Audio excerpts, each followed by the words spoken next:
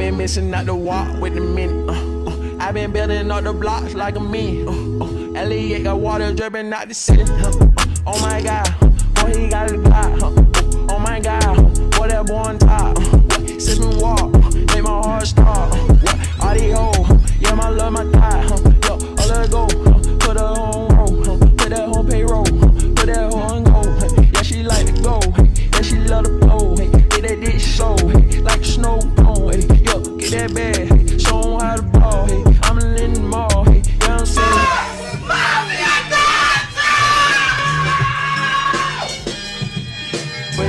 Give me a minute, yeah, I need a minute, I'm in a minute, I'm in a minute, I'm gonna tell you, hey, Cardi B and Pippin, Cardi B and kick the shit in, yeah, give me a minute, yeah.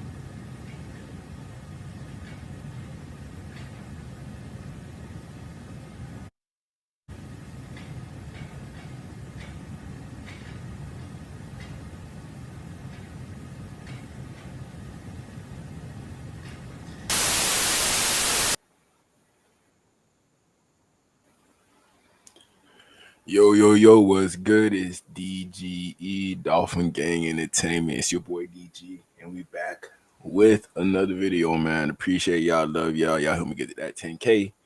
That 10K is on his way. And shout out to my boy JP. He in the building. Let him know what's up. What's going on, y'all? I'm making my entrance by way of Houston today. You know, usually I'm in a different location, but you know, when business calls, you know what I'm saying, I gotta come to the plate. You feel me? Let the audience know like how it is over there in Houston. Let them know. So I'm not gonna lie to you, like Houston is one of those fast-paced cities, you know what I'm saying? If you enjoy the pace of Miami, you would definitely like the pace of Houston. There's always something to do, there's always something going on. Even though there's not like, you know, much water nearby, you know what I'm saying, it's still always a good time as far as the like after hour spots, the brunch spots, and anything in between that you're looking for. You know, so if y'all ever decide y'all want to come out to Houston, shoot, by all means, you know what I'm saying? There's always something to get into. Yes, I was thinking about it, man, but I love Florida, man. I'm a Florida boy. The Dolphins over here, so I just can't. I can't make that commitment. I'm sorry, man. Understood, understood. I know about what was it? A couple months ago, we was talking about you coming. Possibly this is when I was tapped in with your channel. We was talking about hmm you to Houston or whatever. Sometimes they say when you change your scenery, it kind of helps you out in regards to growing as a person. So I was looking into that. I might as well move to a place where I'm comfortable with. Texas would be one of those places, but it just seems like Florida gonna be that spot for me. But check this out, my boy. I'll tell you this, dog. It's been devilish hot here, boy. It's hmm been devilish hot. Like you don't want to do nothing till like maybe 4, 5, 6, maybe hot. Wow. Yeah, I bet it's in like what the 120s, 130s. Today was like it was like 99, but summer ain't even really like touched down yet. You feel me? So Yeah. this is just a little sprinkle of what we about to get. You know what I'm saying? Mm. But yeah, I'm excited to speak on these topics, man. As far as what our coaches had to say, man. I Definitely mean, excited. first person we got is Anthony Weaver. We're not gonna do all the coaches. Uh, That's gonna be way too much coaches. So first person, most important, Anthony Weaver. He's the closest thing to a head coach, a defensive coordinator. So we're gonna see what he has to say. He not working with a lot this year. The D line, he has a lot of pieces to work with, linebackers, a lot of guys he could work with. It's just the DBs. Can he call a good enough defense to the point where he could mask us not having the best DB room in the NFL? So we really trying to figure that out today based off what Anthony Weaver says. So let's check out what he has to say. And on top of that, y'all go check out that merch, dgmerchandise.com. Appreciate y'all. Love y'all. Let's get into this. Yes, sir. What is second round of interviews like for you? It was like it was like the year prior, to be honest with you. But truly blessed for the opportunity. New Orleans bring me in for that second round interviews. All experience is good experience, but I'm on divine Give timing, me the man. bill. So I need a bill. this is where I'm supposed to be. I'm grateful for that, and can't wait to see what we can do. with this defense, obviously there was an emphasis in the trenches when you got pretty much Zach Sealer here. You obviously need to restock that defensive line room. Zach and Benito, let me not disrespect Yeah. Benito. How much do you think you achieved in the draft process? Oh, thrilled about the draft process. It was a collective work of so many, just targeting the guys we did. Really excited about Kenneth Grant and what he brings to the middle of that defense. And some opportunity to work with Benito and Zach Stiller. The coach, whatever he posts today, I promise you he will reach every bit of God-given potential. Placing your That's crazy. first options trade? That's crazy. Let me ask you this question. Going into the draft, what side of the ball you thought needed more help? The defense or the offense? Definitely defense, considering the fact that we lost Calais Campbell, bro. Oh. That was a major hit because prior we lost Christian Wilkins. I felt like we was just so soft up the middle. Teams was getting what they wanted on us. So I said trenches was definitely one of those things that we had to address. But what trips me out though is I didn't see the monkey wrench being thrown as far as the Jalen Ramsey trade, or and in the works at this moment. I mean, I know they're gonna bring that up pretty soon. No way they're not gonna ask him about this because that's pretty much your best defensive player that wants out. So we really need to solve that answer. Me personally, I've been thinking about it recently, and I've been thinking like maybe if we are able to get Asante Samuel, that might entice Jalen Ramsey to stay. Yeah. But we don't really know what his status is. I heard that he had neck surgery, so that's why he hasn't been signed yet. So teams are probably like a little, scared. Prone. And on top of that, his size too. He like I'm 5'8", scared of him as well. 5'8", 5'9", something like that. So I don't know, man. Yeah. But Jordan Phillips, guy that was kind of under the radar a little bit. It's the durability. Within me, I don't know what other corners. He's probably the best one available. That's the thing about it. But yeah.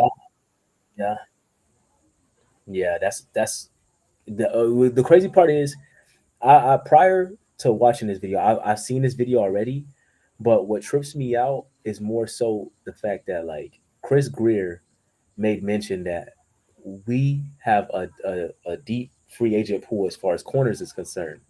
He said that same thing last year about the offensive line. Remember, he made it seem like we're okay. We'll be all right, So whenever he does that, it kind of scares me because it means like if you're okay with our room right now, we got a lot of work to do, man. Because these are all undrafted guys, a lot of them, and we got the young guys, but you can't just expect them to just jump in and just be immediate, impact guys like that, Yeah, last year they tried to put a Band-Aid on the O-line. That didn't work out. The blood step kept on coming out, even though they put that Band-Aid there. They're trying to do the same thing with the DBs. They want to put a Band-Aid in the DB room by, even though we're letting go of Jalen Ramsey, we think that Jason Marshall could hold it down. We think that Artie Burns could hold it down, but we don't know that for certain. Even if we're bringing somebody, Rasul Douglas, can he bring in that type of impact that Jalen Ramsey got? Can he? I doubt it, but I would rather Douglas over all of the names that we named. Because Artie Burns, he's been a backup for a while, you know what I'm saying? His first 2 years, he was definitely like, starting caliber. He played like 38 games. And up until that point, he has been just mostly second string guy, you know what I'm saying? So he's a good depth piece at that position, but you can't expect like corner is one of the hardest positions to play, you feel me? Because they're working backwards while everybody's working forward. So I don't know what Chris Greer was thinking on this note, but yeah, let's hear what Anthony Weaver got to say. But the way he plays on film and just the person that he is, it's the same thing. He's going to reach that ceiling, and have really high hopes for both those kids. And then I still don't know how we got Zeke Biggers in the seventh. A guy with that size, that length, that mass to play as hard as he plays, he could end up being a steal for us too. So really happy about those three. They've been putting the work in since they've gotten here, and just I know we'll live through some growing pains early, as you do with all rookies.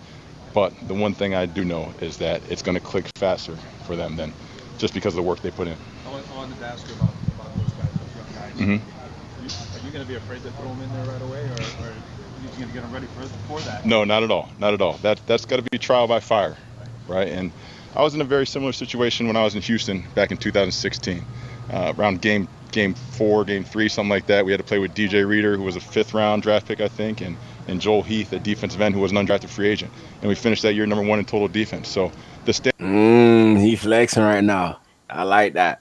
Yeah. He's stunting on them boys. I like the confidence. But that's like you can't guarantee these type of things. You know what I'm saying? Like I have high hopes for Storm Duck. I have high hopes for Ethan Bonner and them boys because Ethan Bonner is apparently like we was talking about last week, the fastest guy on the team, right? Late it's stopping and going. You know what I'm saying? And what I notice a lot is our secondary gets beat on. So you get and you got what's his name? Cam Smith out there. He gets lost in space. A lot of them get lost in space. It's like they can run with you, but they get lost in space. True. So we gonna see. I'm trying to stay optimistic, you know. But look, he's telling you that he could turn water into wine. That's what he's saying right now. You know, there's some coaches who know. There's some coaches who know they need talent to be able to be their best self. There's some coaches who are confident in their skills to the point where I don't really need the best player at this position. I can make this middle tier player work on my team. You know, so right now, Anthony Weaver, he just said, hey, I'm going to give it a shot. I'm going to go get 3D tackles. You know, my specialty is D-line. So I might as well go get 3D tackles and see how I can make them work. Last year, we went D-line the first round. This year, we went D-line the second round. So Anthony Weaver, he got a lot of pieces to work with. So I know this D-line is going to get pressure. No matter who we got in there. Yeah, I know we're going to get pressure on the D-line. So maybe the D-line is the confidence that he has in the defense to work. So they could take pressure off of the DBs. Right. You know what I'm trying to say? It'll make the DBs look better because they don't have to, be doing too much within that amount of time. If you got the big man up the middle already, back there, and we got all these edge guys like Phillips and what's his name, Chubb and Chop and them boys, we got a rotation of guys we can throw at them. So I see what we're trying to do, but also I'm curious to know what the secondary is going to look like, considering the fact that we got so many safeties and we don't know who's going to be our exact safety. But I'm very optimistic, like I said, because I seen what he can do with Hamilton off the Ravens, and guys like that, turn them into stars. You feel me? Because he had Hamilton roaming a lot of times. He'll put Hamilton down in the box. Sometimes he'll have Hamilton, play in the middle of the field. So he has like a good package. It's just a matter of who's gonna gel and fit into that exact scheme well. I mean, do you give him credit for Chop Robinson? Yes, I do. I think what it was with Chop, like earlier on in the year, he came on real slow. In the laundry room. Hold on. It's got to be in the box. I did. They throw the papers away. They don't keep the papers no more. They throw them away every single day. I don't know why. They ask her for one. She don't have it. She's telling me that I don't know where to look for it. I don't have it. You don't have the information? No. And I don't know how was I supposed to tell her. Well, the thing's gonna get cut off then. There's not gonna be no power. All right, go ahead, bro.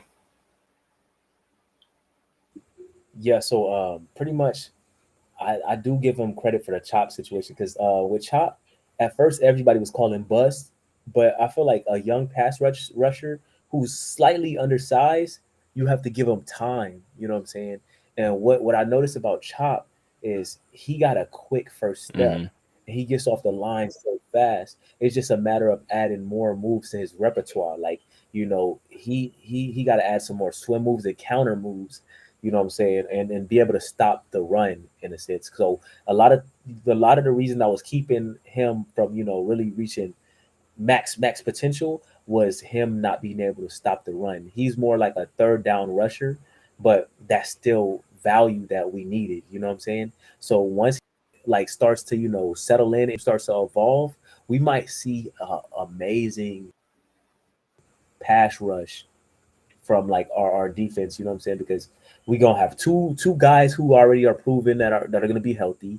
Then you got this young guy who is third um, in the NFL as far as rookie pressure. Excuse me. I mean, Chop. I've been telling people this. I think he's gonna be a top 5 player. I already have that confidence in him. Even though he seemed like a third down rusher, I seen scenarios of him using his power to push people back. So he already showed me the aspect of maybe okay, he could hold it down in the trenches. He's not gonna get bullied. Mhm. Out there. His rookie year, I was expecting him to be on the ground a little bit. I seen him on the ground quite Mhm. often last year. This year I feel like he's gonna Mhm. have a good head on his shoulders. He's gonna be able to stand up straight, be there for all downs. I know he's gonna be better this year than last year in regards to run defense. I know that for certain. But pass rush, Right. if he's better this year than last year in pass rush, we got a top 5 guy based off what he did last year. Well, he Right. got Right. 6 sacks, so if he does better this year, I think he could get at least 9 sacks, 10 sacks. I really do see that as something that Chop Robinson can do. A possibility. You know what's so funny? When you said that, man, you should have seen how Melo looked at me, bro. What? When you said top 5 edge rusher, Melo eyes. you know, Hey, so, but I so, didn't. I so wasn't. I guys, wasn't for talking y'all. about the NFL. I was talking about the Okay, team okay. top 5 player. Like people gonna put Tyreek. Oh, okay, okay, okay. You know, Tyreek Waddle. Mm, I put Chop. okay, okay, I put okay. Chop top 5 this year. Okay, okay. Because for y'all boys and girls at home who don't know, I'm currently, even though I'm in Houston, like I said, I'm currently sitting next to a Jets fan right now. So he kind of has to take this in, and hear some of the things that we're saying. But I know in his mind it kind of seemed like nonsense Mhm. due to the fact that he's a Jets fan. But I think the delusion lies within both organizations. So you got to let us have our moment, right? But No, let like, me say it in this way. Me stating that Chop Robinson will be a top 5 player on this team doesn't mean that I'm telling you what our record would be this year. I'm not saying if we're gonna be good or bad. All I can really say right now is Chop Robinson gonna be a top 5 player on the team. okay, okay. And what exactly like jumps off? Like, what did you say jumps off the film that like makes you feel that way?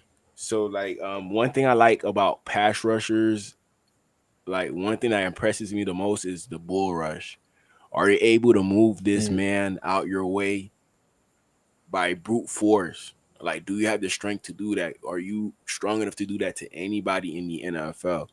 If you show me that in your game, that kind of shows me like maybe you could be a good run defender because you're not gonna let nobody right, push you around. You'll be able to hold your ground and keep your gap assignment and make a play on a run. So I seen Chop Robinson do that at times, but there's other times where he just overmatched and the person just right, bullies him and he's on the ground.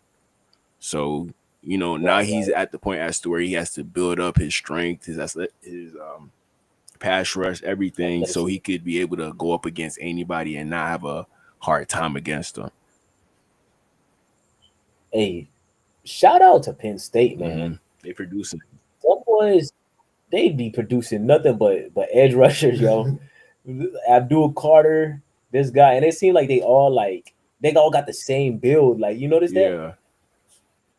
I thought, bro, if you put a picture side by side of Abdul Carter and Chop Robinson, you would think they brothers or something, bro. I mean, they're gonna keep on coming. They got another one coming too. They gave him number 11 and everything, bro. Arrington something. That's his last name.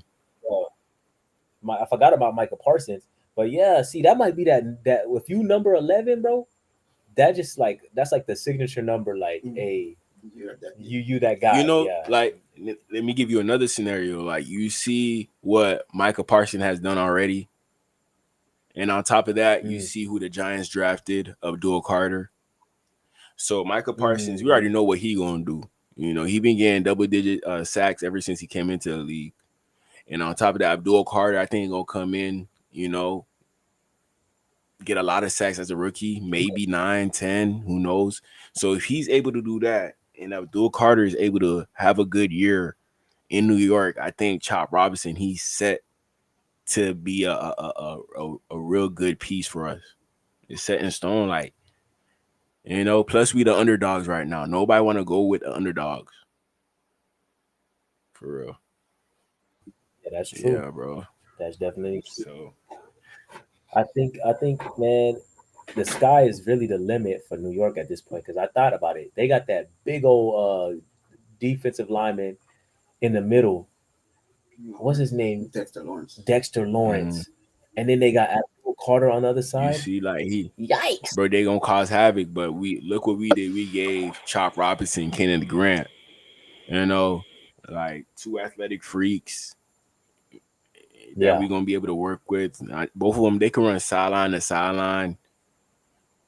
You know, we gonna be straight on the D line, but it's just, you know, Anthony Weaver, a lot of new faces. Everybody got to get used to each other again. You know, it's gonna be a different culture in the locker room, but we hoping that the new people that came in bring in that toughness culture. You know, that toughness mentality that we want to change into. Yeah, man, I definitely agree. Let's hear what he got to say. Standard doesn't change. He me juiced up. There's going to be a lot asked of those guys, but they got the shoulders to handle it. You could tell that from the moment I saw you walking around them in the rookie camp. Yeah. You were pretty happy. Yeah, I like it when I walk around guys and they're bigger than me. That makes me feel good. Wow. Coach, we heard a lot of guys in this offseason talk about attendance and, you know, building this thing from day one here at OTAs. As a coach, how does it, I guess, lighten your load or make it easier to communicate a defense when you've got everyone here in the spring compared to like 15 people being here and not there? It's huge. In a game where communication and coordination, obviously, which I'm in charge of, is so critical. I don't know how you get that done without being around one another. And then when you just talk about great teams that genuinely care for one another, which often transcends, right, just being a teammate, you have to invest time. If I want to get closer to God, I got to spend time in the Word. If we want to get better at football, we got to spend time on the football field. If we want to be better teammates, we need to spend time together. So all these guys that have been here in a voluntary period are truly investing in this team and in the process. So they saying not one person was missing. Everybody came to practice. Right. But hey, let me ask you this though. Do you take stock into that? Because I feel like I heard Omar Kelly say something and it kind of like made me think about it. Last year we had the same thing happen. Jordan Poyer was saying how you know, we got a full attendance, you know, in OTAs and all that stuff. You know that's cap. But you know that's cap, especially with Tyreek and Tua when he was trying to get his contract. He was on the sideline, arms crossed, waiting for that bag. He didn't even deserve it. It's crazy, man. Hey, hold on now, DG. Hold on now. Don't ruffle the Dolphins fans. Don't. You know we got some 2 and nears in here. I'm Wolfpack all day. Wolfpack all day, man. Man, listen. I partially agree with that statement. I agree that I feel like any contract that's given to a lot of these NFL players, bro, I feel like it's a what have you done for me now league. You know what I'm saying? It shouldn't be like what you did last year. You know what I'm saying? So I feel like if you to say that, like I don't think a lot of these quarterbacks deserve some of the bag that they get in. You know, but it's about what we're expecting out of you. You know what I'm saying? I mean, we were So expecting a lot out of our guy, but it didn't work out that way. You know, we just thought, to be honest, I don't blame the Dolphins. I remember watching them at Alabama. I was thinking like, man, sometimes when you see something that's so unique, you think there's no way it's not gonna work. Like Tua, we right, haven't seen a quarterback like Tua ever. So we're like, man, ain't no way this not gonna work. Ain't no way. But we didn't take injuries into account in consideration. considerations. We like, you know, we were pegged in regards to Gerber until Tua went through the injury. Tua was supposed to go number 1 overall. Mm, So he ain't go through injuries that he did in college. Maybe the Bengals, and right. Joe Burrow. I don't know where Joe Burrow would have got picked, but He probably would have either felt we would have ended up with either Justin Herbert or Joe Joe Burrow. Burrow. If anything, Jordan Love. Right. Oh, check this out. That's another thing. That's another thing I want to bring up to your attention. So somebody, I think it was Omar again, made the comparison of Joe Burrow's career, right, versus Tua's. They've won about the same amount of games, right? And also the difference between them is not too far off, Mhm. minus the fact that one has been to the Super Bowl, but they're both injury prone and they both played about the same amount of games. The only difference is one threw maybe 20 more touchdowns than the other. Mm. Other than that, nobody labels Joe Burrow as injury prone. You know what I'm saying? They don't really speak on him like that, how they speak on Tua. Mhm. You see what I'm saying? Yeah, they don't, but at the same time, like if you won a playoff game already, and it's recent, with us being the team with the longest time without a playoff win, that kind of like puts a highlight on you in regards to like who's the quarterback over there. Like y'all had Hold on, 20 hold on, hold years to find a quarterback, but y'all still can't find one to win y'all a playoff game. on. Right. Let me ask you another question. The Jets won a playoff game before the Dolphins? Yeah, You see, that's what I'm saying, bro. 2010, Mark Sanchez. That's what I'm Hey. saying. It So was in like championship that right round. there should put you on a hot seat, and low key, that's why I thought like maybe all the players came into attendance because they know this year's like a make it or break it year for Mike McDaniel. Because like, hey, if we don't get this shit right for coach, he gonna be out of here. So Right. I already told you I'm tired of the antics, bro. mm, So DG, I can ask you a quick question real quick before you yeah, move on. Do you believe that Mike McDaniels will be on the hot seat this season? I think he is on a hot seat right now. I think he on a hot seat, bro. It's just the fact of we gonna see how the offense perform. Like we can have a high scoring offense, but I don't think that's still not gonna be enough to keep Mike McDaniel the job. He gonna have to win games. Right now, Mike McDaniel, he's like a 500 head Especially, coach. He gonna win half the games. Like we know the easy games, Mike McDaniel, he gonna win them. It's just the hard games that yeah. we don't know about, and it looked like a lot of these games on the schedule are hard. So, Mike McDaniel, he definitely on the hot seat, and there's a head coaching job opening every year. You never know when it's gonna be the Dolphins. It don't seem like we're a team with stability. We're not like the Packers. We're not like the Steelers. Mike Tomlin been a head coach for a little minute. It seemed like we just gonna run through head coaches over here in Miami, just like the female. That's what it seemed like.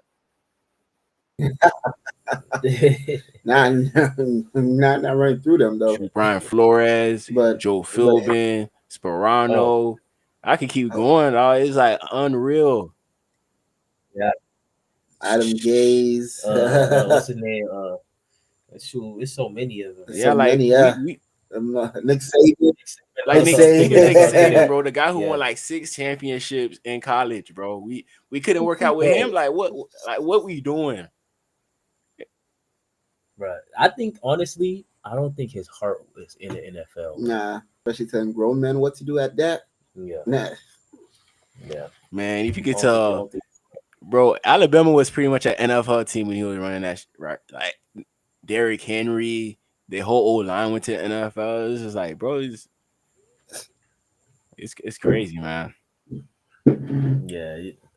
I couldn't make no sense of it, bro. Mhm. Couldn't make no sense of it. But you know what though? Something got to give this year, bro. I'm looking for the O line to shore up. I'm looking for the D line to shore up. Okay, maybe the secondary might not get it together, but defensive line got to buy some time, bro. Yeah, defensive line, they're gonna buy some time, and O line, we hoping the O line could buy some time as well on the offense. You know, like Anthony Weaver, I feel like Anthony Weaver, he's on his own hot seat. You know, we are expecting him to perform. We're just a little bit weary about Mike McDaniel. Is he going to be a good enough coach to get our tackles right? Right now, we're pretty confident in our interior, but we're hoping like Mike McDaniel, he could coach Patrick Paul to be a good tackle. We're hoping that he could turn Austin Jackson to be a good tackle, so we could have a pretty decent old line to put in front of Tua. I feel that. I think Weaver is like, he's not on a hot seat per se. I think he's looking for his next coaching job, head coaching job. Mm-hmm. So yeah, but I don't see that happening, bro. Why not? It has to be a year as to where he has to be like the best available option. I feel like each year there's going to be a lot of options better than him to the point where he's not going to get picked each year. So I just want to beg to differ real quick. Remember that year when you guys had Vance Joseph as your DC? You talking about Big Ben? Nah. Oh, Vance Joseph, yeah. Yeah, he with the Broncos right now. Yeah. So remember, after that 1 year in Miami, he ended up getting a head coaching job in Arizona. So you don't feel like you don't feel like Weaver could get that same opportunity too? Not saying it has to be with Arizona, but you don't feel he could get a head coaching job after the season?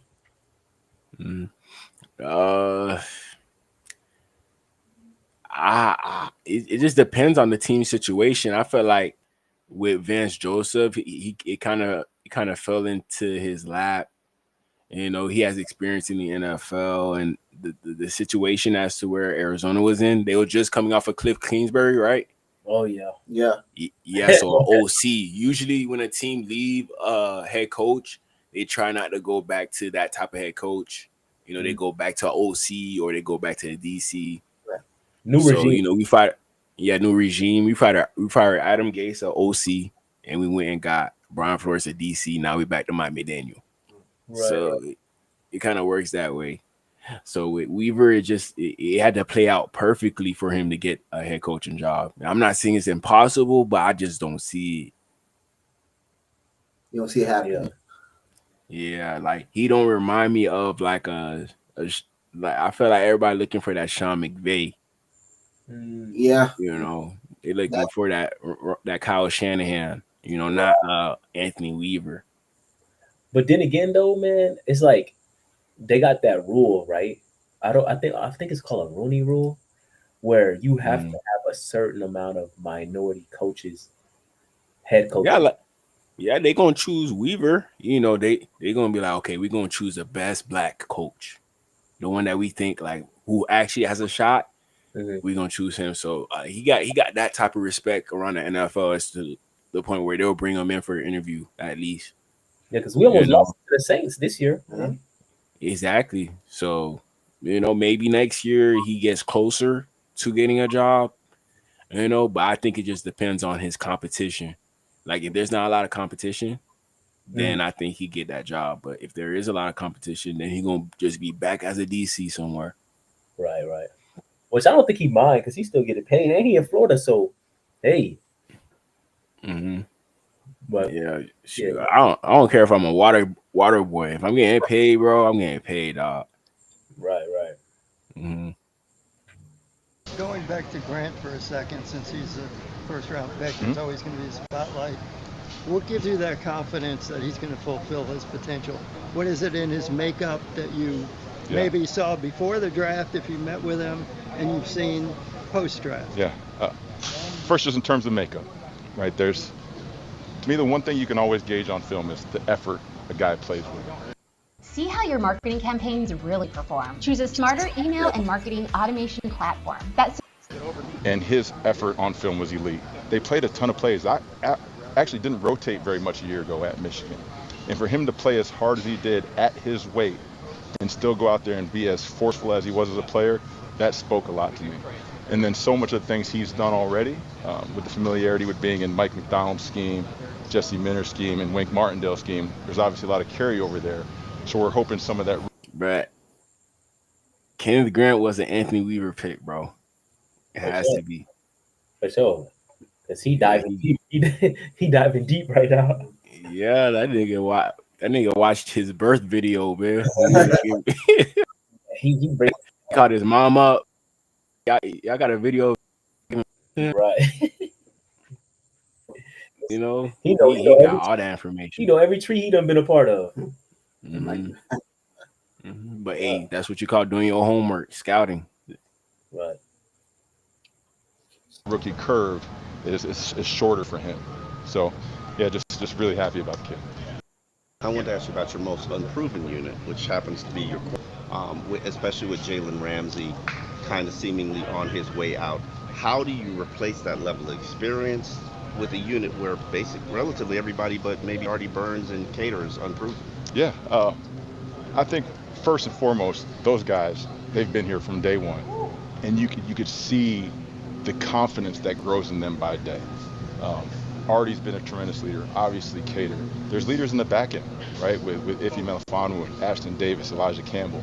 But all those corners, one, they all have a chip and they want to prove themselves. And there's no greater motivator than that as a coach, because you know every time they attack that field, they're going to attack it with purpose and intention, right, which ultimately they're going to get better. In this portion of the offseason, it's the only time you can invest this much time in individual technique and fundamentals. So just so proud of how those guys have attacked that. I also think we're going to be strong up front. If by God's grace we're fortunate that Jalen Phillips can stay on the field, Bradley Chubb, Chop coming in year 2, the additions we've made on the defensive line and Zach Sealer, obviously, I think we can help them too by being more disruptive and creating more chaos for the quarterback. So exactly what I was thinking, bro. Exactly. So, but let me ask you this, DG. Mm-hmm. How much of this do you think is coach talk versus like him actually believing this? I think like 70% coach talk, 30% him believing this. You know, like they asked him about the DBs, right? What's the first thing he said? You can see the confidence building up in them every day. I want to know if they're good or not. I don't care about the confidence. Are they making plays? You know, that's what I really want to know. Are you making plays on the field? Are you locking down Tyreek Hill? Are you locking down Jalen Waddle? Are you locking down Jonnu Smith? Are you locking down Devon A-Chain? That's what I really want to know. But, you know, the only good thing that he could say without lying is saying that he could see the confidence building up in them. That probably means that they're probably making a lot of mistakes in practice, you know, but he's not going to call them out on it. He's just going to say, oh, you know, they're building up their confidence. They're taking risk. So that's kind of showing him at practice that, hey, these players are willing to go out there and take a few risks, and that shows confidence. So that's what I feel like. Right. The Raphael fool, man. Let me see. We were saying those injury players getting less reps due to new players making impact, in my opinion. We're going to see by the playing time. You know, it's either Devon A-Chain or Ollie Gordon gonna get like that upper hand, I shall say. You know, Chop Robinson or Jalen Phillips, who gonna get more snaps? Like, so it's gonna be a tough matchup everywhere. But I need this is what I need from the Dolphins. I need competition everywhere. Because if you notice, if we being completely real, they're afraid to give Tua some type of competition. Mm-hmm. So I just need competition everywhere. Iron sharpens iron. Yeah. You know what I'm saying? So it's like I don't think they should come in with that mindset. Put in your best guys and let them compete. You know what I'm saying? Mm-hmm. I mean, what we really gotta wait for. We gotta see if Quinn Ewers could even push Tua.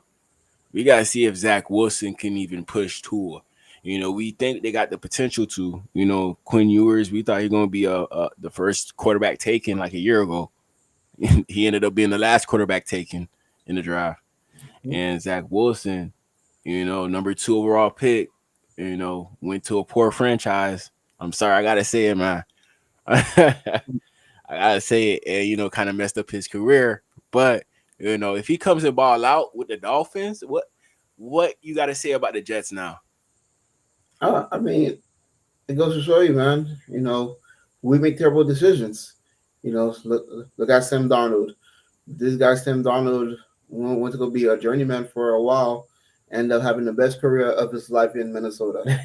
Exactly. I mean, Zach Wilson, he have yet to do that for me. Even in the last season in New York, he gave us 6 wins, but even then, he could even beat out the rookie in Bo Nix in Denver, and he was like the 3rd string quarterback. So, I mean, he will have to prove me wrong. But I mean, if he magically happen to have a great season in Miami, then I'm just going to eat crow respectfully. Melo, let me ask you this, Melo. Yeah. Let me ask you this. Yeah. How does it feel to fumble 2 franchise quarterbacks? How does it feel? When you say 2 franchise quarterbacks, you talking about Sam Darnold and Zach Wilson? No, Geno Smith. Woo. And who else? Geno Smith and who else? Sam Darnold? Yeah, Geno Smith and Sam Darnold. How does it feel to fumble 2 franchise quarterbacks? Dolphins, we're not in that situation. Ryan Tannehill, Sure. It seemed like he's gone. There's nobody that we regret letting go. But it seems like with the Jets, it's just like with those 2 guys coming out, balling after leaving the team, it's just like you don't have no animosity in regards to your team letting go of these franchise quarterbacks, even though you already had them in the building. I'll be honest with you, not really. There's no type of animosity. I mean, as you can tell for Geno's career, it took Geno year 10 just to kind of make a name for himself. Sam Darnold, it took him bouncing around a couple of teams just for him to get his career back together. But in a nutshell, it all goes back to coaching. You get what I mean? For Geno's situation, he happened to be in the right system in Pete Carroll. Right now, he's being reunited with Pete Carroll in Vegas. So, definitely going to see him flourish out there. As far for Sam Darnold, man, I just think that we just got a one hit wonder out of him, out of Minnesota. I just think that Kevin O'Connell did a great job in his development. But by him going to Seattle now, I don't know who's their offensive coordinator. I think it's Clint Kubiak, the son of Gary Kubiak. Yeah. I don't consider him as a quarterback whisperer. So I just feel like Darnold will go back into reality. Like we're about to get the old Darnold. That was one season. I need to see more. I need to see more. That's why I was kind of skeptical why the Vikings didn't.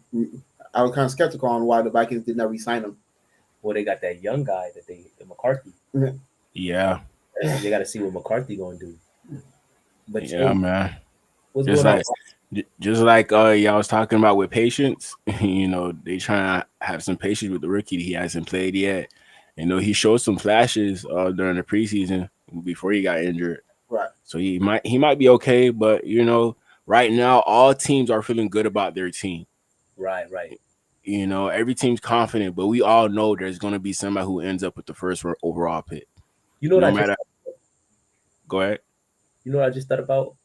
As far as remember how we was just talking about they don't want to give no competition to Tua, right? Mm-hmm. I feel like I was one of few individuals who always felt like the best competition for Tua at that time within these past couple of years would have been Joshua Dobbs. Mm. And The engineer guy. yeah, and the reason I say that is because he's not that expensive, right? At that time, he wasn't that expensive. And then two, he can learn the playbook super fast. You know what I'm saying? Every scheme he's been a part of, he's thrived in. I can't even tell you where Joshua Dobbs at right now, bro. New England. New England? New England as a backup to Drake May. Wow. That's a good backup, man. That's a good contingency plan. Or why didn't we go get old boy who was already on New England, who's from the crib? Joe Milton. The black guy. Joe Milton.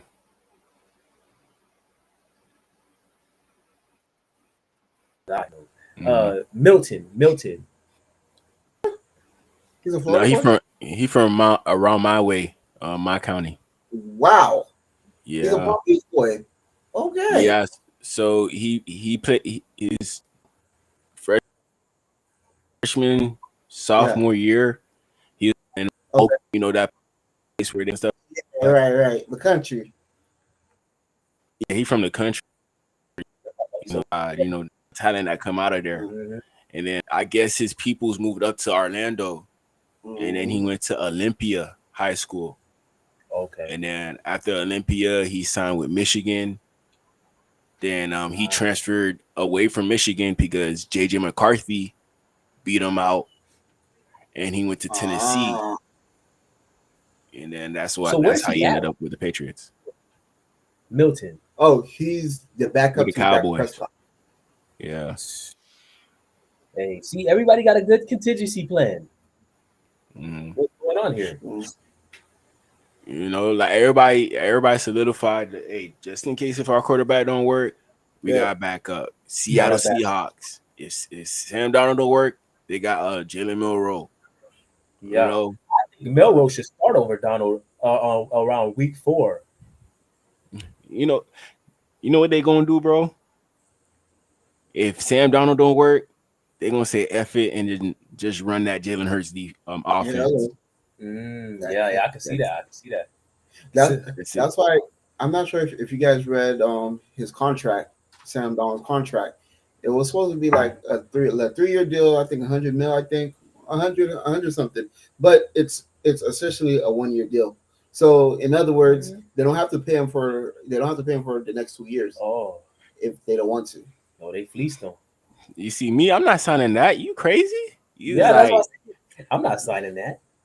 Yeah, like you telling me like that's like you telling a dime that you know what? I'm gonna just stay with you for a year. I'll let you know after that year if it's going well. You know, right? So you can't do me like that. Nah, I'm sorry.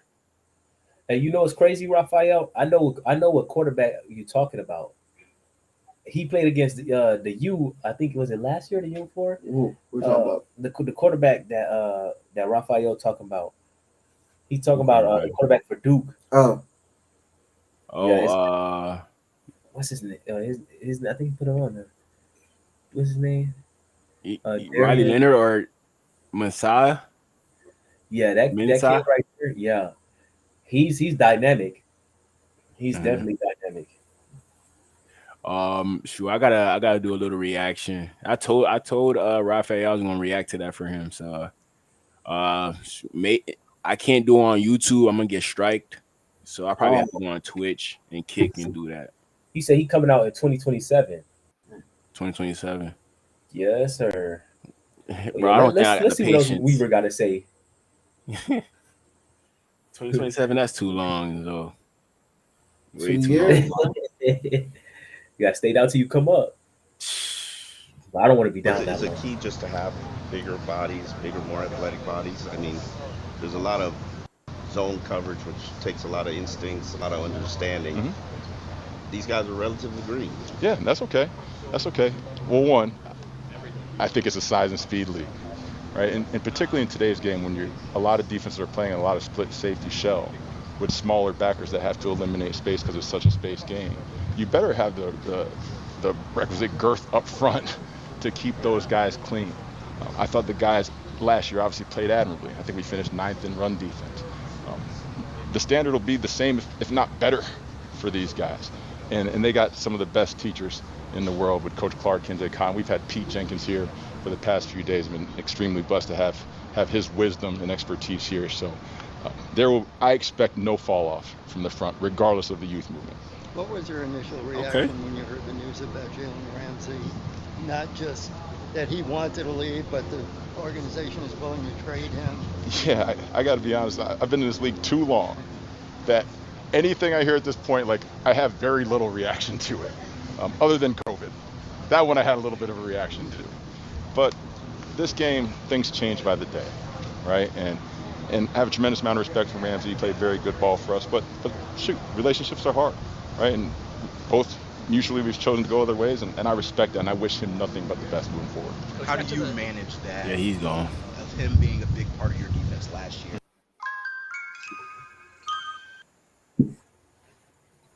A little bit sudden. I don't know how much heads up you had, but a sudden change to having to adjust maybe your scheme a little bit for different players. Yeah, I'm fine with that, right? That's the league. The one thing I know, whether it's through injury during the season or what's happening here with us with Jalen, I'm not getting any sympathy cards from anybody, right? It's my job and our job collectively as a staff to find a way to make these pieces work. And what I know is every player that is here is trying to get better, and they've bought in. So just really pleased with where we're at this point. A lot of people the tush push was remains. Okay. Yeah. What is your reaction to that? I'm glad we added a 340 pounder, right? he should help a little bit. Yeah, for sure. We were talking a little bit about Jalen, but the other cornerbacks in your room, there's going to be a lot of eyeballs on them, obviously, because of maybe some youth in that room. Yeah. What do you know about your group and some of the guys that are maybe competing for those starting spots at this point? Yeah. To this point, all I've seen is a bunch of guys who are competitive, are tough, and are just hungry to get better. And usually when you have that combination with good coaching, you're going to find a way to make it work. Ultimately, the cream will rise to the top, but I have ultimate faith in all the guys in that corner room right now who are going to go out there and play for us. You talked about the front a little bit earlier and the depth and the youth of it all. Last year you guys kind of got a little bit wiped out early on and had to use Zach and Calais more outside. I'm curious how much, maybe not behind the A-ball, but how much of a challenge was it to overcome that? And then was there some intentionality about the way you guys built out the front seven this year? Because linebacker, edge, defensive tackle, you guys added so much since that was. Yeah. Whenever you're faced with those obstacles, right? Usually, like, the obstacle's away, so you got to find a way through them. I thought as a staff we did a good job of whatever deficiencies we were trying to hide of masking those. That to me is that's why we have the coach tag on our chest, right?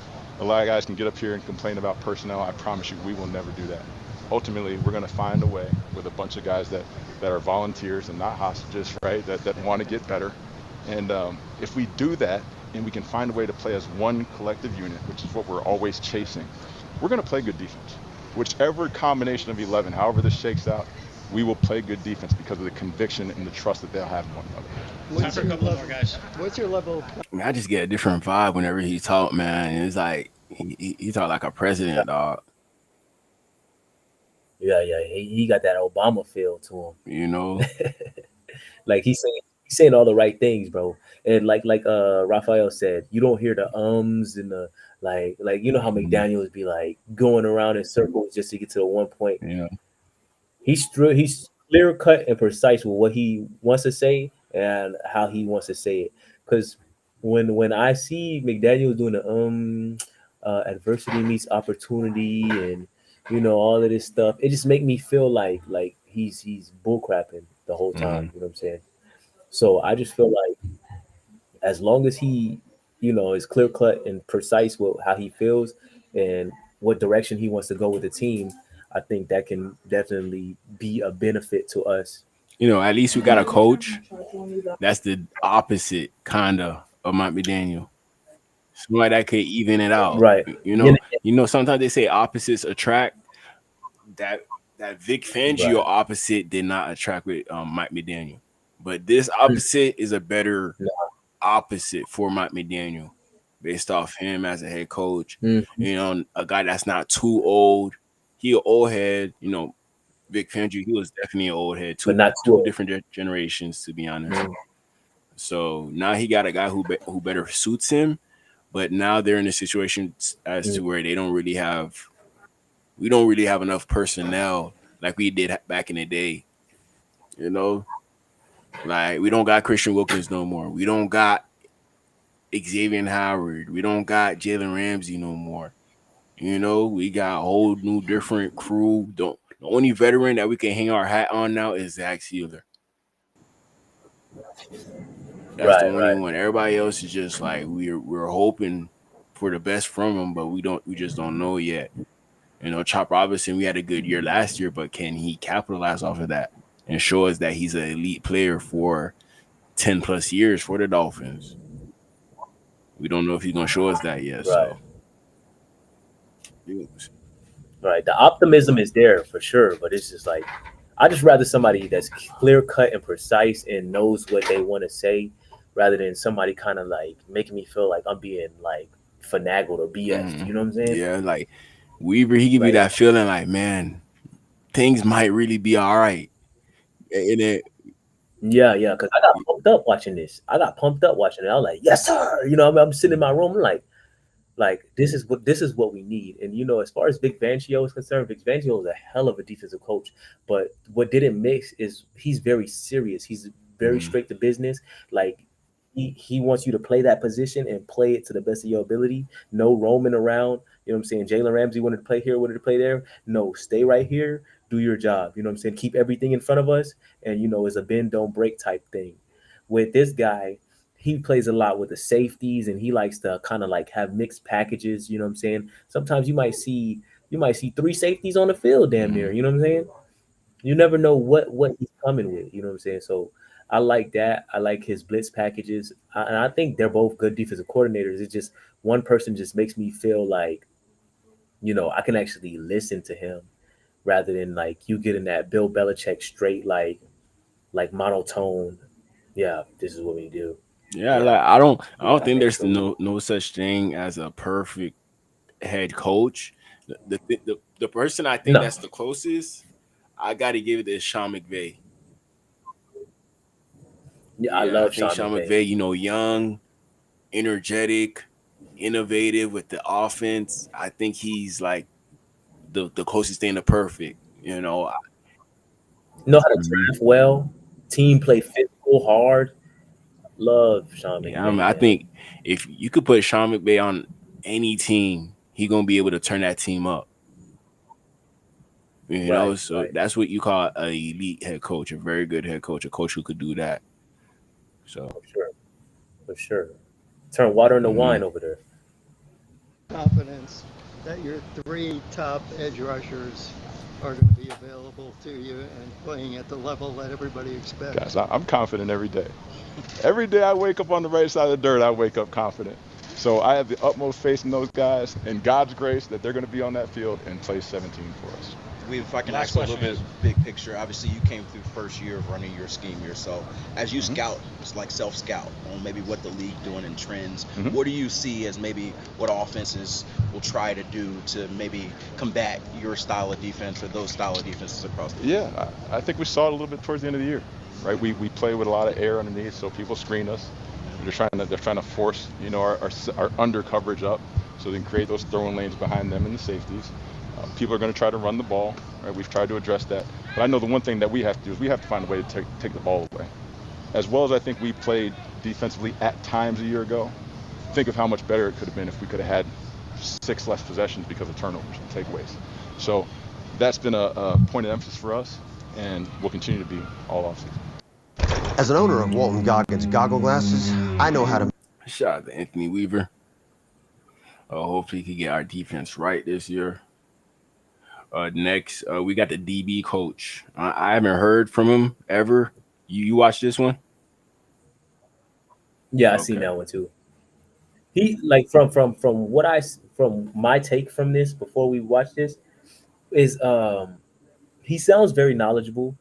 He seems like he has confidence in you know development as far as the players on the roster are concerned.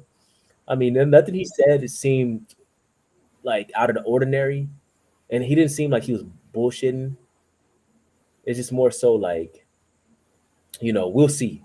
You know what I'm saying? Okay, I gotta get his tone. He sound like a Florida boy. No. He looked like Yeah, Brandon he Jones do though. a little bit. Kendall traded, Kendall Fuller released, the team not picking up a corner in the first wave of free agency or at the top of the draft. Do you think a secondary can still operate without maybe like that type of investment in a cornerback? You can still operate with the guys. Yeah, all of that to me doesn't matter. It matters about who we have on our roster, how well we develop them, how well they do their job, and as a unit, all 11 guys working together and putting the best product on the field. Where a guy came from, where we got him from, all of that is secondary to once they're here, what they do. So that's our focus. That's definitely my focus, and I'd say that focus has been put on the field through phase 1 and phase 2, and it's been phenomenal. So that's really where our mental is at, and we're not too concerned about where guys came from, just now that they're here, what they do. I think a big, One thing about DB coaches, I like the young, energetic guys for the DBs. The old head coaches, I don't mind those guys being like the O-line, D-line coaches. Yeah. To be honest, but like a guy like this is the perfect guy for a DB. Mm-hmm. So you can see him slapping helmets on the sideline and get it pumped up with the guy. Exactly, bro. Like he'll go out there and cover somebody right now. Like, what's up? I like your ass down, man. Like, it seemed like he ready to play. Like, he could put on pads. Contract too. Exactly. We don't. If you want to get an old DB coach, you could go right ahead. But you would rather your DB coach be young, linebacker coach. It don't really matter. In my opinion, a D-line coach, D-line coaches, I think they gotta be like, they gotta be fat. Mm-hmm. You need a fat D-line coach, or no neck, just no neck, riding on the golf course. No neck, fat, bald. Mm-hmm. That seems like a D-line coach. Brolic and shit. Yeah, an O-line coach probably like a blunt or old blunt. Hit. I think about the guy who rolled like when I played. I used to play DB a little bit, right? Mm-hmm. And the defensive line coach was always like exactly how you describe it, except mine. He used to ride around on a golf cart. Bro, man, he's not even man, screaming he be screaming at you from the golf cart, bro. You see, that's exactly how you know he too big. He too big. Too big. Crazy, man. Part of that is a belief that Cam Smith can turn the corner. What have you seen out of him that could maybe lead you to believe that would be the case? Cam's been awesome. He's here every day. He's working hard. The biggest thing that I talked to him about for this offseason is development. His rookie year, he came in. As a rookie, you're just trying to figure stuff out. Last year, he had a lot of injuries in and out of the lineup, so he didn't really get to develop. So our offseason, our whole purpose of showing up every day is to develop. His development is going to lead to his success on the field, and we leave it at that. We don't set what we want it to look like, how we want it to get there, how fast it should get there. It's really just focusing on his development, and he's done an awesome job at that. He is locked in. He's showing up every day. He's learning. He's playing fast, and he's being a great teammate. So he's doing everything we're asking him to do. What do you think of Chase? Okay, Cam Smith. Okay. You seeing Jalen Ramsey? He on the trade block, so you got to act right now. Mm-hmm. I heard he bulking up a little bit, but I gotta see to believe it.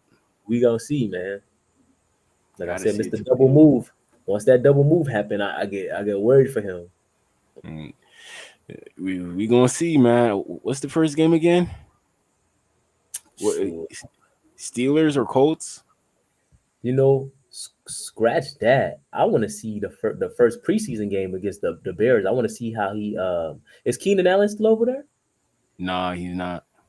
Oh well, I'll put Cam Smith on whoever the best receiver is just to see how he fare, bro. You got to throw him off the deep end now because it's what second, third year. Let me see. Let me just search up the schedule real quick. Miami Dolphins schedule 2025. Raphael said Colts. Dolphins will be playing the Bears on August 10th at 1 p.m. Okay.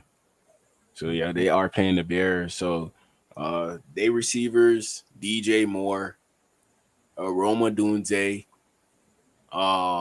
They got Luther Burden. They got a tight end, Colston Loveland. They got DeAndre Swift. I heard that Nick Chubb, if he doesn't sign anywhere by July, it will be with the Bears. That's what I heard. Oh, So the Bears gonna have DeAndre Swift and Nick Chubb. They used to be teammates at Georgia. what? So That'd be a that would be a deadly running back room, deadly receivers. So that's gonna be a tough game, but it's a preseason game. Preseason game, Yeah, but that's gonna be good competition. right. We got a lot. I love these preseason matchups, bro. I'm excited. To see, I can't wait to see people get on the ground and get running because I'm excited about the Lions. That's physical team. I want to see how them boys go after it. You know what I'm saying, against the Lions. They got so many guys like Laporta. They got the 2 running backs. You know what I'm saying. But look, remember, fam, it's preseason. We're not gonna really see him like that. Oh yeah, that's true.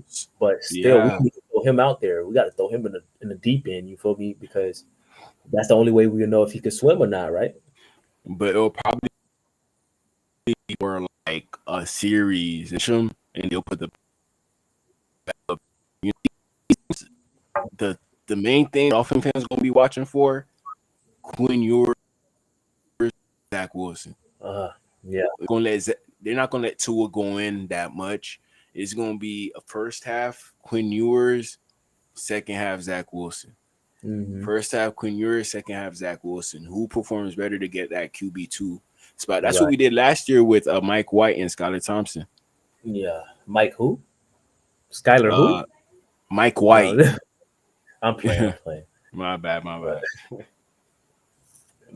let me go back to the DB coach. Marshall's strengths. Obviously, just easy. You can see on paper he's a big corner. He moves really well, and he's a super efficient and productive mover. So as a big corner, being able to get your hands on and still keep your feet under you, that allows you to cover a big variety of receiver. What he's doing a great job of in this offseason is the things that One thing I like that he said, he's able to cover a big variety of receiver. So I feel like that's the main reason why the Dolphins selected Jason Marshall, because of his size, his speed mixed.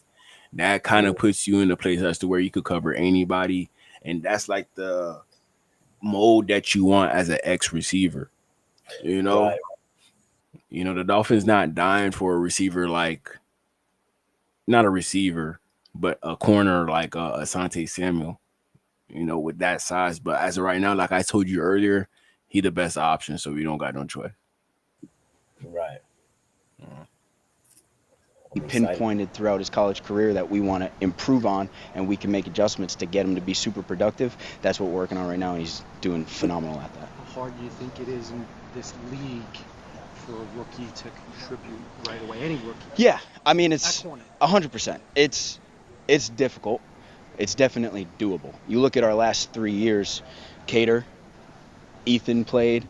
Obviously, Storm played last year. So 3 years in a row, we've had guys. They all happen to be undrafted, but again, that doesn't matter to me. We all had guys in their first year contribute. So that's getting the right people. Obviously, they have to have the skill set to do it, but it's also getting the right makeup. They got to be someone who's going to show up, put in the work, put their head down, learn, and then be able to apply it on the field. So that's our job through the whole process of finding the right guys who can do that.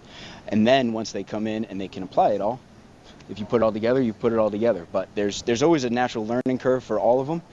Some do it better and faster than others, and you try to find that football instinct that can help apply stuff quickly. But I'd say it's a case-by-case basis. It's definitely difficult, though. I mean, you're covering the best athletes in the field, so it's not an easy task. I know he's done it some, but will there be possibly even more opportunities for Cater Kohu to show some positional versatility in the slot and also on the boundary? What's awesome about, so when I got here, it was 4 years ago, it was Cater's rookie year. So like we've grown in the NFL together. So for me, it's been awesome to see his growth and development. Obviously, he showed his versatility last year. We came in with a plan into the offseason last year on what we wanted to develop in his game. We came in with a plan of schematically how we could use him in different ways, and he bought into that. He took all the time in the offseason and training camp to apply the things we talked about, and obviously he had a great result as we got into the season. So his versatility is an asset for us. Everyone around him, and same thing with him, he's got to continue to develop, but that versatility is only as useful as the pieces around the versatility. If he moves around and that makes the job harder for somebody else, we got to find what's the best way for us to win. So he showed he can do it. Great. We have that. We'll work around it. As much as we can use everyone's skill set, we'll do that. Has there been anyone in particular who you've been impressed by so far? Honestly, I'm not going to put anyone specific because this group as a whole, we set what we want this offseason to look like, and we have done that. So I'm extremely excited about where everyone's mindset is at in building a culture and setting a standard and upholding that standard every day. So we've done a phenomenal job at that as a position group. The expectation is for that to get 1% better every day, but they've been doing that, so the whole group's been awesome. I guess a better way to phrase that is, who has stepped up as a leader, or leaders with the loss of, I mean, not the loss, but the eventual loss of Jalen? Yeah, I think naturally Cater's done a great job because he's been here. He understands. For the rookies, he gives a great perspective of a guy who came in as a free agent and played right away and what that took for him to do that. So he's naturally stepped into it just by him being one of the older guys on how the room shook out, and also his experience. Artie Burns has been in the league for a while. Kendall Sheffield has been in the league for a while, so those guys have a unique perspective also just on their path and their strategy to improve and what they've done to help them still be in the, in their careers for this long. So I think the natural leaders, just from how long they've been in the league, they've done a good job at stepping up and helping those young guys come along.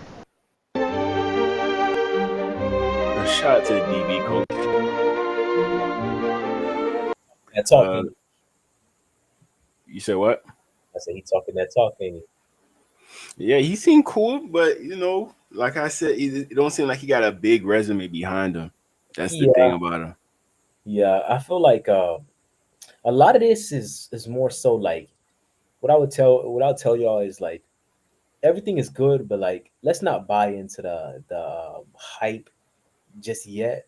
You know what I'm saying? Let's let a couple games go by, because everybody could sell you rainbows and sunshine, but let's see the results, you know what I'm saying? And then we decide how we want to, evaluate, you feel me?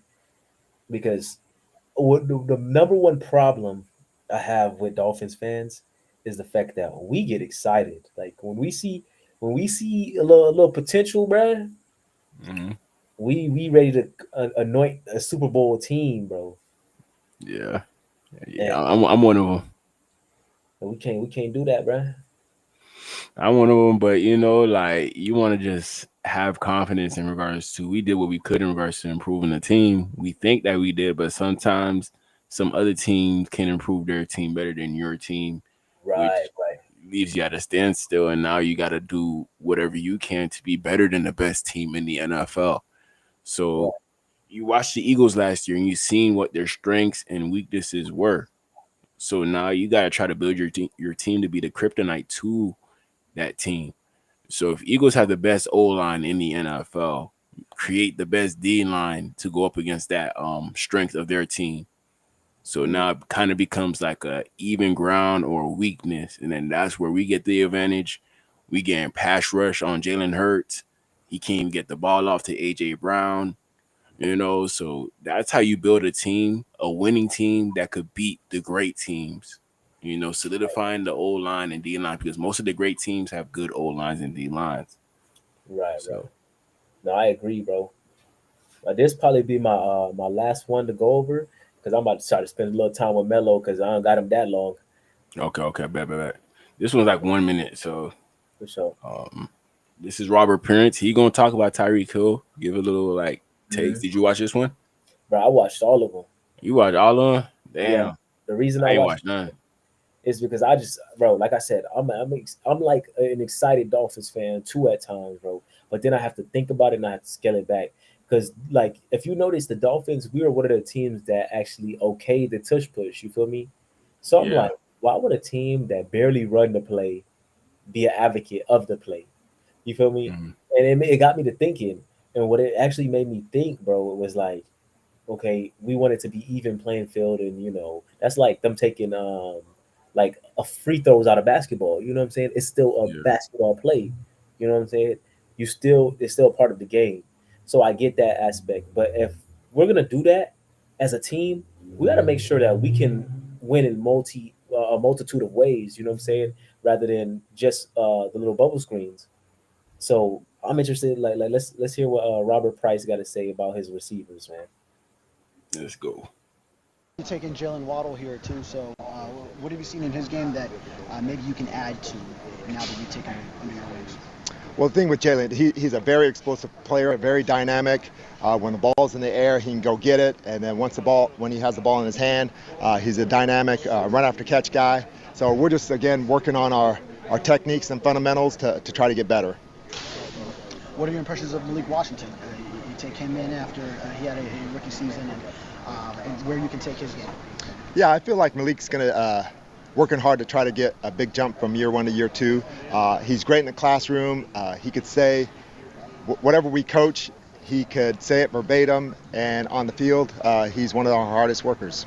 From a philosophy standpoint, with Malik Washington, bro, that's who I'm most excited about, bro. I seen what he was last year, and we was using him on like the little end arounds and the sweeps and reverses and stuff like that. But he actually is a very good receiver. Even though he's very undersized, in that slot, he's gonna give you way more than what Berrios could have ever gave you. You know what I'm saying? Mm-hmm. So I'm excited about him, bro. I feel like his snap count is reliant in regards to Tyreek Hill's health. Yeah, but I mean, you can find ways to sneak him on the field. Like let's say you got him because we do a lot of motion, right? You put him in motion, that's something that they got to respect now. You know what I'm saying? Because you see what he could do with the sweep. So you put him in motion, you leave Tyreek where he at, whatever, and then let him set up, and then you might have Tyreek kind of like fake like he's about to go in motion and stay still. You know what that does? It gives Tua the opportunity to see whether they're in man or they're in zone. You feel me?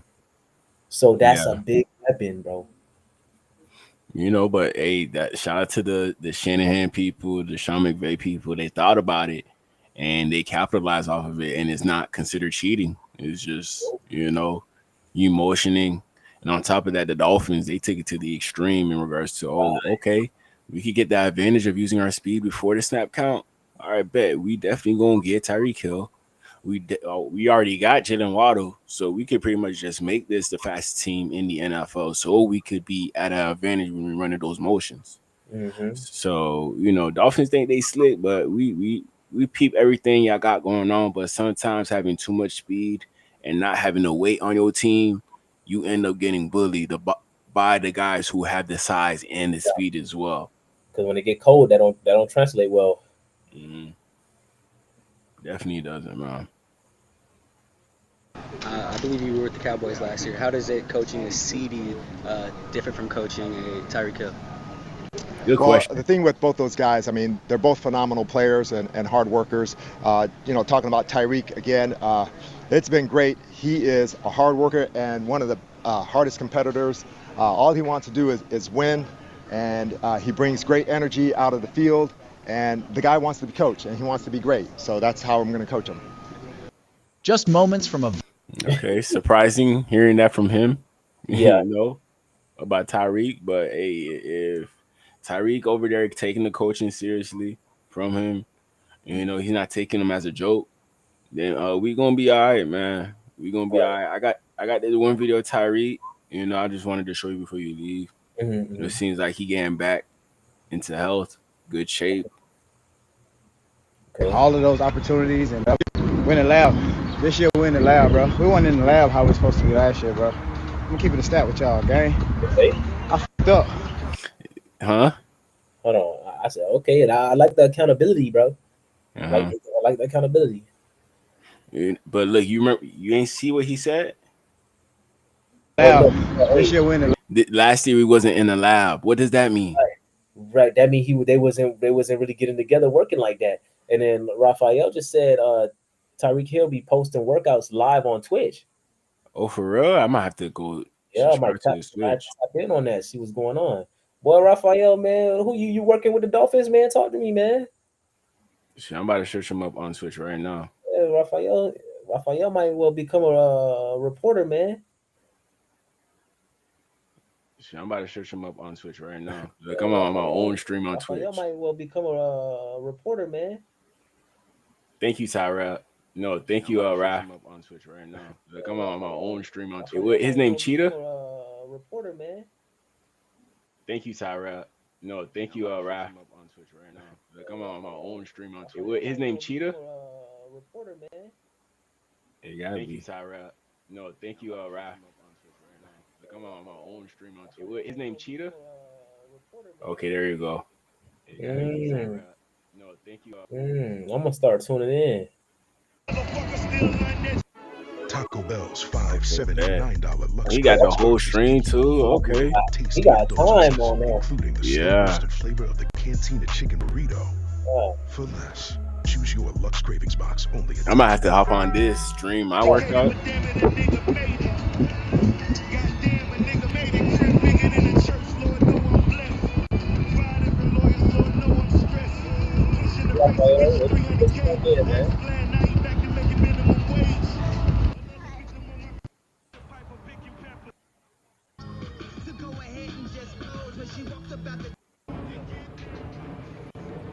They said they be chatting with the chat, man. How he chatting with the chat and he working out? I guess when he get done with the workout, I guess. That's what I'm saying. You know, but Raf said that Reek dropped his weight. You know, I was scared to say something about Reek looking like bigger than he used to. I was scared to say something about that because, you know, he the fastest man on earth. You know, the fastest man in the NFL. But, you know, low key, I be watching the game. I'm like, man, Tyreek Hill, he never looked that big, bro. So it kind of looked like it was slowing him down a little bit. You know, same thing with Lamar Jackson. That other year where he dropped the weight to be faster. I feel like Tyreek Hill noticed, like, man, I need to get faster a little bit quicker as possible. So you know what? You know what I think affected him too? Because the NFL wanted Tyreek to wear socks with his uniform, right? He was wearing cleats with no socks. You feel me? So when you wear like just the other day, my coworkers tried me, right? Because you know they thought it was sweet over here, bro. I took my shoes off, bro. Took everything off. Had to dust them, bro. But the thing is, you run faster when you don't have like socks. So you feel like you could grip the shoe and you could grip the earth. You feel me? So that's what he was doing. He was no socks. You know what I'm saying? And now they forced him to wear socks again. So that played a factor. Then the wrist played a factor. Then you know the team was out of the quarterback. You know, then you got relationship problems outside of work. You know what I'm saying? So he just had too much going on, bro. You got to focus on just one thing at a time. You feel me? Yeah. Crazy. You see the gunman in the back? Mm-hmm.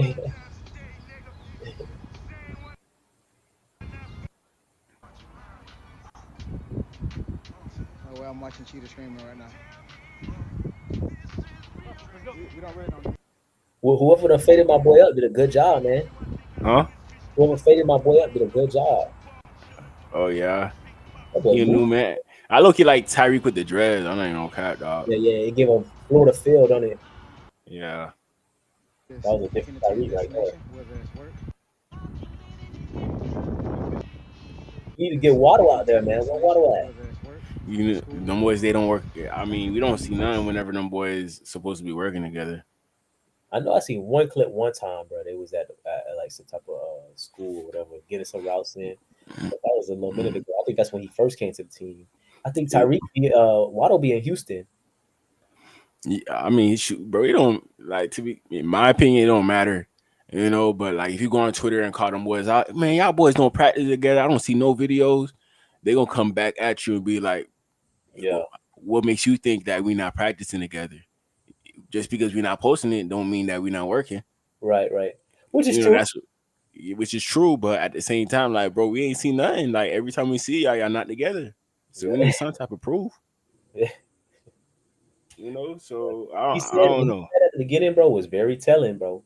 If the media like Omar Kelly or Alan Poupart or anybody get a hold of that with him saying that right there, bro, whoa, that's gonna get blown out of proportion, bro. Hey, that actually should be the clickbait right there. Tyreek not working out last year. Shoot, I mean, let me see if I could get to that part, man. Oh, we already watched it, but that was just like a cut up of this part. You know. Just the ability to just send it back, bro.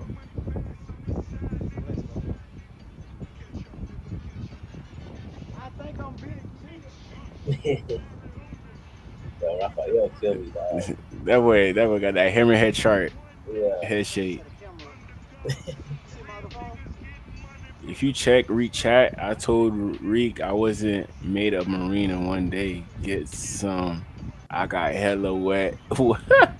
Yeah, I tell you. I got hella wet. You thank me Right, for my Raphael, food. What? Tapping that bottle, man. Raphael, what you drinking over there, man? Oh man, I said the same thing the other stream about Raphael, man. Raphael Raphael be wilding in the comments, bro. For real. Gotta love it, man. That Tyreek do look like he got smaller. You know, them big ass locks. Yeah, he put that work with that ankle. Well, other videos. He got the game. He got a lot of videos up on his page. Yeah, I'm gonna check him out tonight, man. Shout out to Raphael for putting me on, man. He got the whole Cali stream. Shoot. When you leave, bro, I might just sit here and watch it real quick. Yeah, I'm gonna definitely tune in myself, bro. And don't get me wrong, man. I jump off here. That don't mean I'm jumping off from tuning in. You feel me? Mm-hmm. Oh yeah, you know. Yeah, so you might see me in the comment section next, man. Me and Raphael, chat it up. Hold on, use this. My bad, amigos. Nah, it ain't your bad, Raphael. We just trying to see what's in that cup, man. We just trying to see what's in that. You good, man. You good. Whatever you got, we want it. It look like you need the law. Yeah, that's that one streamer kid. I don't know his name, but Neon. yeah. You said you can get more girls than me. You challenged me. And you called them over here just to like. I thought someone was gonna start initiating some shit. Oh, we initiated. I used to play We chilling. We vibing. You the one who brought it up, gang. Hold it. Somebody said 0 hour. You love reading that chat, don't you? Yep. Yo, chat, remember describing in one word. Huh? Oh, he trying to get chat to roast. All right, bet. Punks him pull female. But yeah, appreciate you, JP, for putting up on me. Yeah, we'll be back. We'll be back with it, man. You know, this next time you see me, I'll be back I'll be back somewhere else, but I'll be back at the crib. Right now I'm at the family house. We're gonna be waiting on that. You already know you're always welcome, and you got the link. So. Yeah, we're gonna get right. All right. But yeah, Ralph, I'm gonna watch that bit right now. We're gonna see what I think. I skipped over the part. I don't know what part I'm at. I'm about to say I can tell chat that you in one word. Virgin. What'd you say? Virgin. Somebody say you're beautiful, bro. I appreciate that, chat. That's the only thing I said. They said gorillas. Hey, listen, everyone be respectful. Let's not say any slurs. They're saying, what? I messed up what you just did to them two young ladies. Now go buy them a drink, bro. Now you gotta go pay for their food. I'll pay for it. Go pay for it. No, they wanted to be a part of the shoot. Tell them you're gonna pay for their food for interrupting them, bro. They love the stream. They said they just want to get a camera. Cool, but you still interrupted their dinner and wasted their time. No, but they wanted to be on here. Okay, Ralph. Pay for two random people. I like it. I like it. I'm gonna watch this for a little bit, and then we're gonna go. I like it. I love your tattoos, by the way, man. Let's go compliment for compliment. I like your tattoos. I like your hat. Got some nice glasses, bro. Thank you. Is this in Florida? This is Miami. Nice haircut. I love your beard. Wait, is he flirting with Tyreek? Shit hard, ain't it? Your turn. Your turn. Hey, bro, you the best at this streaming shit, bro. Oh, thank you, man. You know what? Let's just leave it at that. Fuck, I love it. Oh, that's great.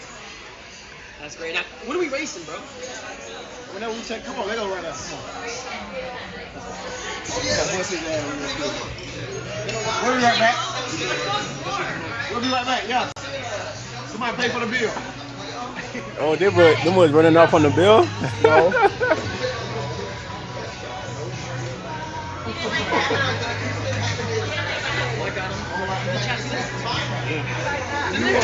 Roar, hold this real quick. Hold that, my damn hand hurt. They got the whole camera crew out there and everything.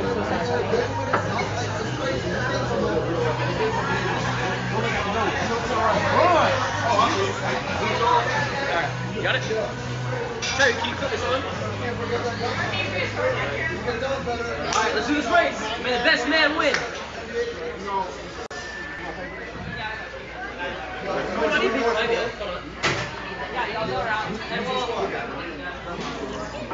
This is what Tyreek Hill doing.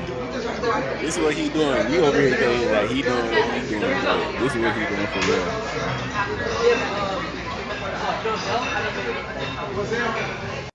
On the road. That's not Miami. That gotta be Cali. That's Cali.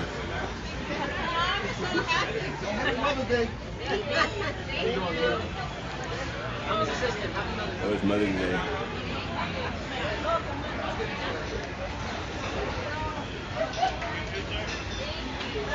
That was amazing. Yes, you too. Alright, let me stretch out if you want to stretch out. Hold the close out, man.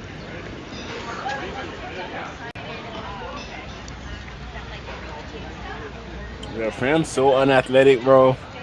Neon's so unathletic. You're gonna give me a head start. So, this is my routine that I do every morning. Before we race it. Oh, my bad. Oh, them boys about to race? Oh, heck no. Mommy, Daniel know about? Alright, ready. Let's go. Okay, let's go.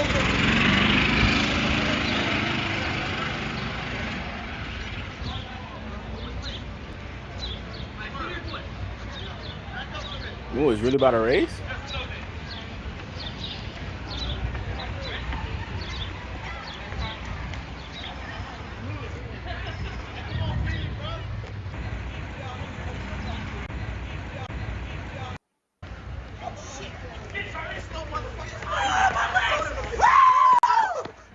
Bro, who's that guy in the banana suit? He took off on y'all that, didn't he? And that's why she. We all Middle know of the Banana road. beat me. Did Peely beat me too? Yep. I lost to Peely, bro. You watched, gang. I beat. Bro, I probably in a 100-yard race, I probably can give you a 40-yard lead. You know what? I'll put up. Whenever you heal, I'll put up 10K cash in a 1v1 basketball. I swear to God on my life. Yeah, don't lose your money. Well, I mean, I saw your contract. You don't care about 10K, but come on, man. Let's do it. I'll beat you right now, 10K. One-on-one basketball. Right now. Yes, bro. Boy, our whole crew will beat you 1v1. Who? Our whole crew. Okay, let me ask this guy. Real quick, brother. Quick question. Have you ever seen me play basketball? I think so. Am I good or no? Nah. He's trash? Yeah.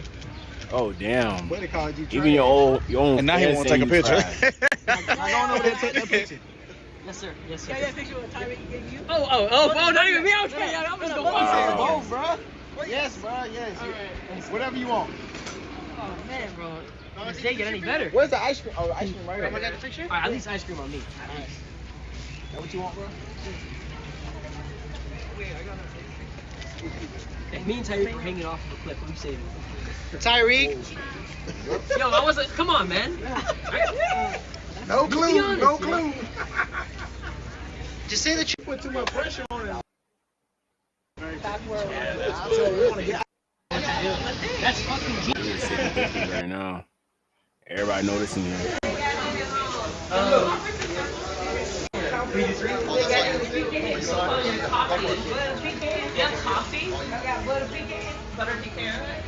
Hey, I got butter pecan.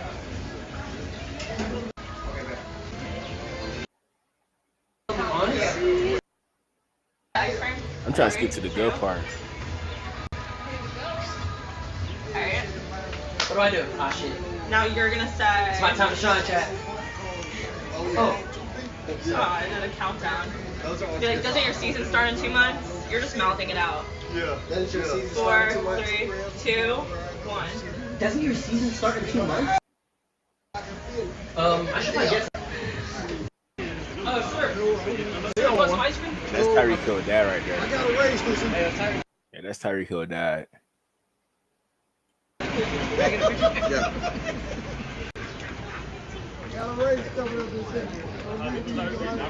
I'm enjoying my ice cream.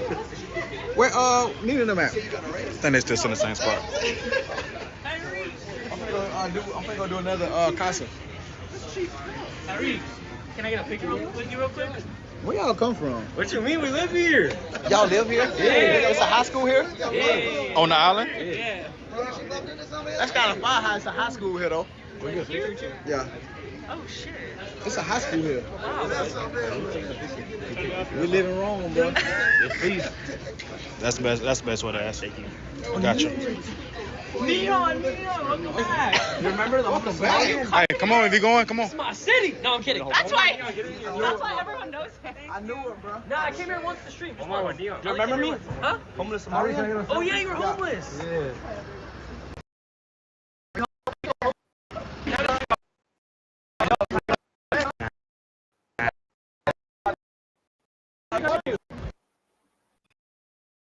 Look for that part. Still looking. Yeah. Is this the girl right here? You're on TikTok. Yeah. I'm on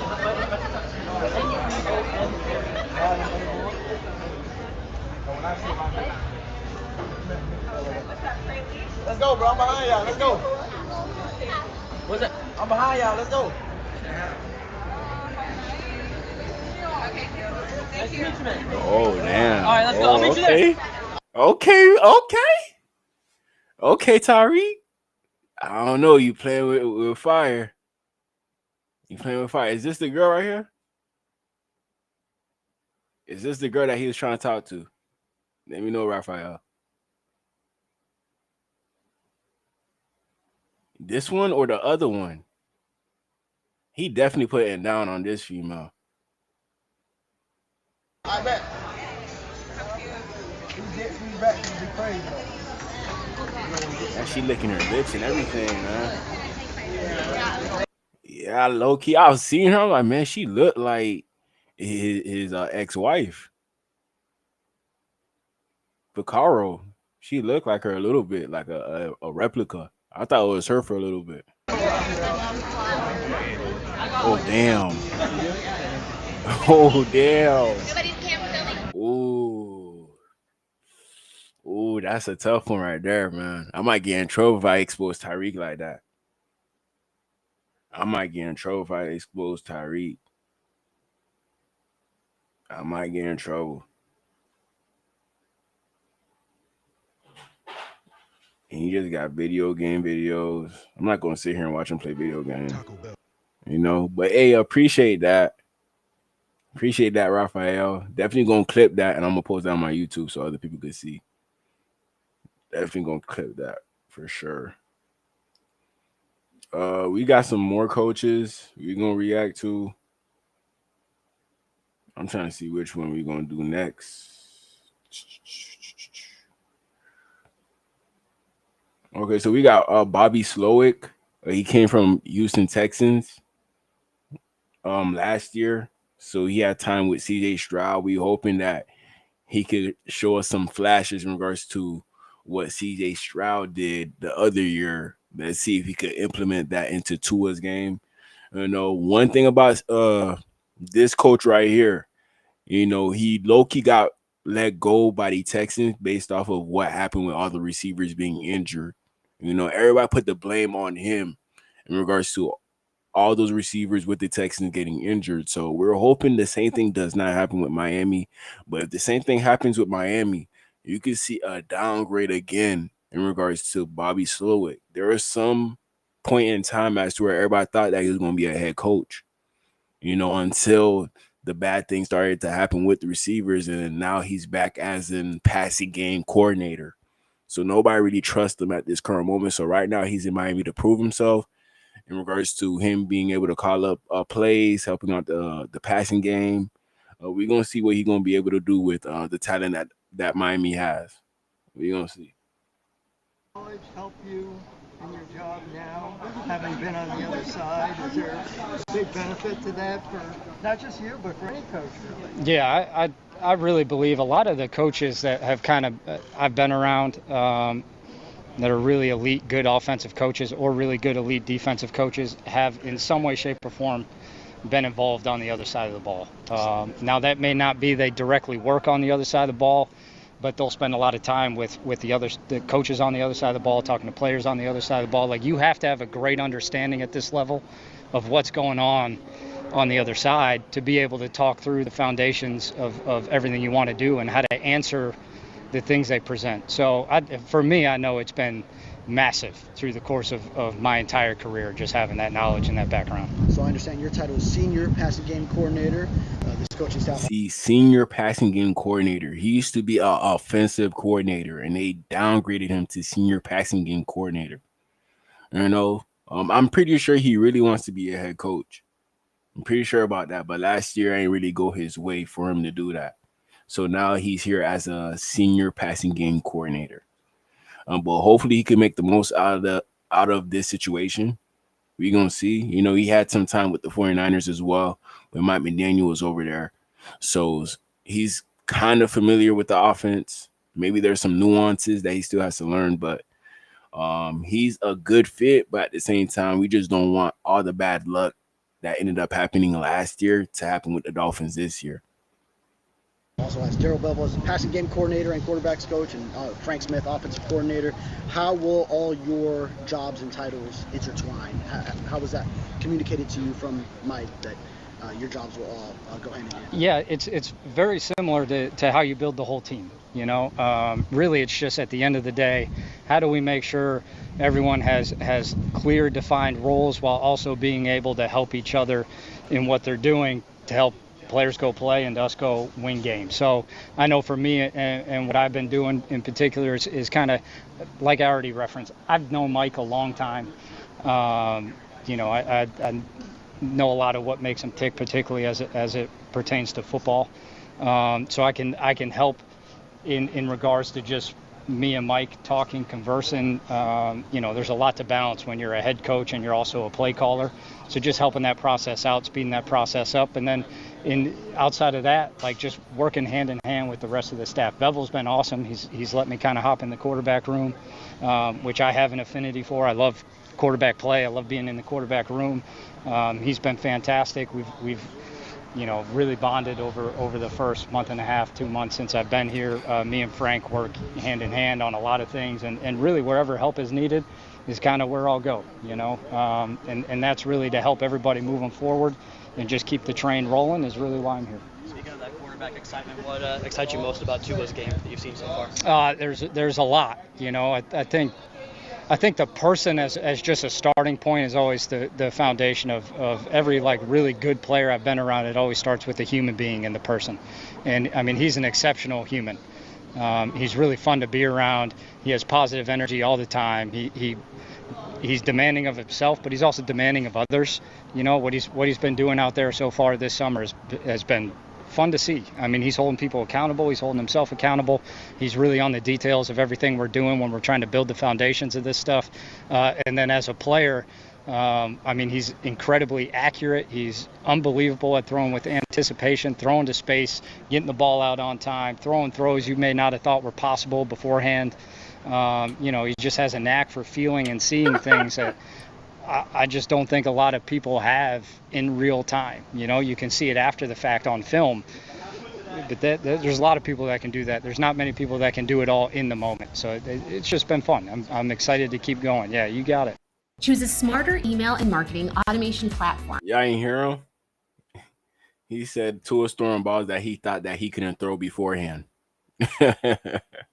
He snapped, man. He snapped. But shout out to Bobby Slowick. Next, we got Austin Clark, the D-line coach. We're going to see what he has to say. You know, he has a lot of D linemen to work with, you know, and last year he showed us that he's able of developing, you know, Chop Robinson to do something, you know, Kamara, We ain't really see him last year. You know, Phillips injured, Chubb injured. So Austin Clark, I'm not doubting his talents in regards to being a D-line coach. But we gonna see if he's gonna be able to turn Kenneth Grant to a monster. We gonna see. All I wanted was a zero minimum manufacturer, and then I found Tap Stitch. You know, 4 rookies and a rookie. You must be one of the most excited guys to have those. That boy think he cool, man. No question, man. Great dudes, great people, great players. Work extremely hard, and mentally they're built the way we want them. Doing a hell of a job. You would expect them to be on the field right away, those guys? Yeah, I think, you know, right now we're not focused on that as much as their development and their routine as a professional and the techniques we're asking them to do right now. You know, that's what the focus of phase 2 is, our development, man. It's the one time all year where you can really focus on just the techniques we're asking them to play, you know, and you get to show it in the meeting room in phase 1, which you're asking them to do, take it to the drills on the field, start to learn the scheme, and then next week put the ball down and see what we got. So from what you see, so any trouble when you put that ball down? Yeah, you never know, but I think they all have high. They're working KG, Phillips, Zeke. Huntley, we got same amount of rookies as veterans, so it's a fun challenge every day. And you doing all right? How are you? Good to see you, bro. Good to see you. You probably touched on Grant, but I was going to ask you what you're seeing out of him so far. Yeah, great. I think he's really got the right mentality, man. That's the first thing that stands out. The way he works, when he shows up in the morning, how he is in the meetings, and he takes that on the field. You know, he's been the first guy on the field, you know, before practice, working on his craft. He's a mentally tough kid, you know. He works extremely hard, and I think his lateral agility for his size really stands out. Weaver was just talking about how consistent he's been from the first play to the last play in college and how he never seemed to come off the field. But I'm thinking out here, is that realistic to think? I mean, how much of a weight can you put on a guy to stay out there? And, you know, is he on a play count, for example? No, absolutely not. You know, I think like all young players, what we're telling them right now is your role on this team and on this D-line is what you make it. And if you earn that and you warrant that and you're in great shape, you know, no. You know, I mean, you know, you think back to some of the lines we've had here in the past with guys like Wilkins and Sealer, you know, I doubt back in 2020 you would think Zach Sealer would be playing 78 to 80%, you know. So it's all different. It's based by situation. We're really focused on bringing all these young guys along, you know, not just KG, but also Phillips. And, you know, I'm happy with where they're at so far in phase 2. Yeah, what about Phillips? What's he showing you so far? Yeah, likable personality, man. I mean, he really loves football. And him and KG, it's interesting. Jordan's 20 years old, KG's 21, okay? So you've got, for me personally, since I've been here, the most youthful group. And they're humble. And them boys don't even seem that young, man. Sometimes you sit back and realize, like, damn, he 21, 6'3", 6'4", 330. You know, I'm 28. I'm 6 foot, 6'1", 200. Like, come on, man. It's ridiculous. Ridiculous. And hungry guys, eager to learn. And everything we're teaching them technically, like, there's a lot of new things, you know. They're playing multiple positions. A guy like Jordan played primarily at zero at Maryland, you know. It's like shaded techniques are new for him. Some of the pass rush stuff is new for him. But he works extremely hard, and I don't know if you guys have gotten a chance to be around him yet, but both those guys, likable guys, man, and they love football.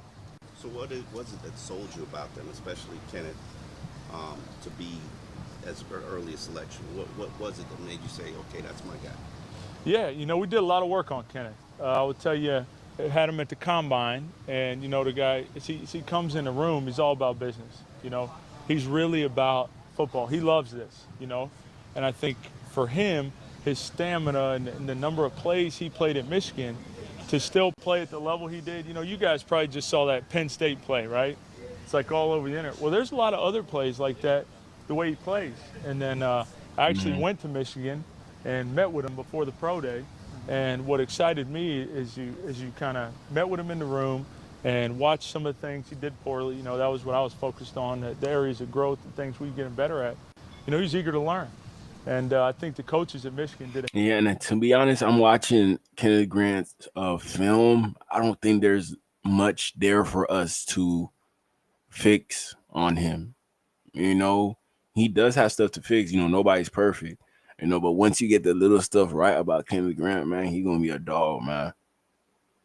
He will be a dog. A heck of a job with his football acumen for where he was as a young player, and then competed his tail off at Pro Day.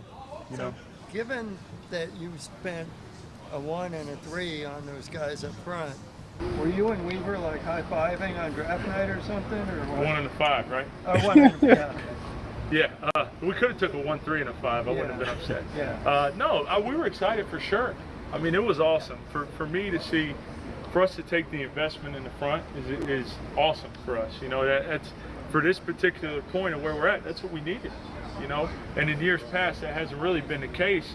If you think back to like 20 to 23 when we had the same kind of 3 core guys. You know, so it's an exciting time. I know Weave was pumped up about it as well, and now it's about the growth day to day. You know, that's what we're focused on with these guys. Austin, how important is it to have a guy like Zach?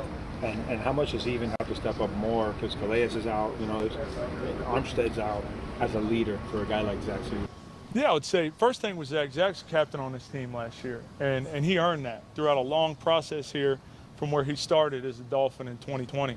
And we just need Zach to be Zach. You know, I think everybody that knows him and knows his leadership style, that's what he's all about. Now, when you have, you know, 4 rookies in a rookie class, how valuable is he? He's the picture we want. From a professional walking in the building every day to how he attacks individual, how he is in the weight room, how he is in the meeting room, and how he is when he leaves as a professional. So to have that is invaluable, man. And Zach's been great. You know, it's funny. I joke with him. I'm like, you're the old guy now, man.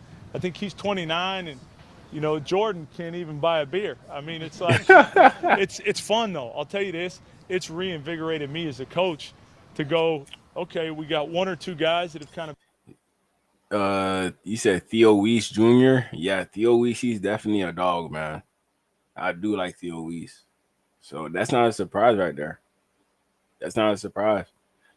Armstrong, I thought he would show up, but I haven't heard anything about him. I haven't heard anything. I've been around here, and we got to host some new guys. We got to teach them, we got to coach them, we got to develop them. How could you be more invigorated? Placing your first options trade? You've come to the right place. With real-time insights. Yeah. Yeah, I mean, hey, we went a couple years without drafting a D lineman. That's how, you know what I mean? Couple. No, but it's a credit. It's a credit to, you know, Chris and his staff as well. I think that's the thing that can't go missed here, man. I mean, we've had some really good D linemen, you know, and when we've drafted them, we've drafted right, and it's our job as coaches to develop them, and they trust in us to do that, and respect the crap out of that. And even the later guys and the free agents we got, the scouting department did a heck of a job with that. With Biggers, how fortunate were you? Because I looked at him and I thought that looks like a 0 right there. How fortunate were you to get him in that 7th round? Yeah, I thought Zeke was a great pickup. You know, it's Biggers he's big. Yeah. You know, the guy is, when he walked in here, Kenjay Cotton, our assistant D-line coach, was actually at the East-West, I believe, which Jordan was there, and Zeke, and actually KG, he just participated in the meetings. But he left and came back. He goes, look, this guy's a big ball of clay, man. And that's what I see. You know, he's a big body, fluid mover, and he's got to continue to get stronger in the weight room, stronger at the point of attack. And he may be able to do a few things. We're excited for him to see him work. Why 3 noses, though? Is it just 3 college noses? Yeah. I don't know what your vision is for him here, but that I found that very unique. Yeah, I think, you know, you may see him as noses. We see him as versatile pieces. You know, I think. Yeah, they all could play anything, to be honest, except for Phillips. I wouldn't put him at the 0. I would put Kenneth Grant and Biggers at the 0, the 1. You know, Phillips, I would rather put him around like the 2, the 3, the 4. You know, I wouldn't put him at nose. I would not. Only Kenneth Grant and Biggers. It's kind of like the analogy I would use for you is, You know, we played nickel defense with Christian and Sealer here for a long time, 2-3 techniques. And you would say, well, you don't have a nose. Well, it's kind of the best available guys you can get and piece together. I think that's the way you kind of look at it. And then we get them all here, and we evaluate what they can do and what they do best, and then we try to piece them in them spots, you know? And I know sometimes based on where these guys, you know, it's interesting. Our group, all of them, I think maybe except one, had multiple D-line coaches in college, which when you talk about development, like maybe there was someone who put a guy in a box and says, hey, this is just it. Or maybe at their college, they didn't have a nose, so they played him in nose, you know? So I always try to stay open-minded with who we got. We're going to find out what they can do, and it's up to them. Their role is going to be what they make it, but they're doing a good job so far. We've said he was just happy that he was walking around with guys bigger than him. That's what he said. Oh, these guys are big, man. You know, big is not going to be the problem, but we got to get them to understand how to unleash that power out of their hips, their legs and their lower back, come out of their hips, use their hands in the run game. Love and, that. you know, start crushing some pockets in the pass game and make it difficult on them. But these guys are huge. There's no doubt about it. He feels like they're big. How the hell you think I feel? Yeah. Because Weaver, he like 6'3", 6'4". Austin, he's like 5'6". You know, he's a short guy. Definitely a short guy. But shout out to coach, running back coach now. Let's show his film from college. Well, I think, you know, it's part of the process. That gives us an introduction to him. I like a lot more what I'm seeing from him here. You know what I mean? The chance to get to know him, work with him, see how he learns, how he processes stuff, and you get to feel his competitive nature, his passion for what we're trying to get him to do and what he wants to do. So I kind of, that's in the background for me. I love being around him every day. You got a crowded running backs room right now. When you look at things from scrimmage, do you have any roles for guys as far as Madison, the short yardage guy, H.N., the number one, and et cetera? I think there's two ways kind of look at that. One, I think each guy makes his own role on the team. I don't think we predetermine that. I think you got to expose them to everything and see what they can do and let them develop into the role that they clearly take and establish on their own through what they do.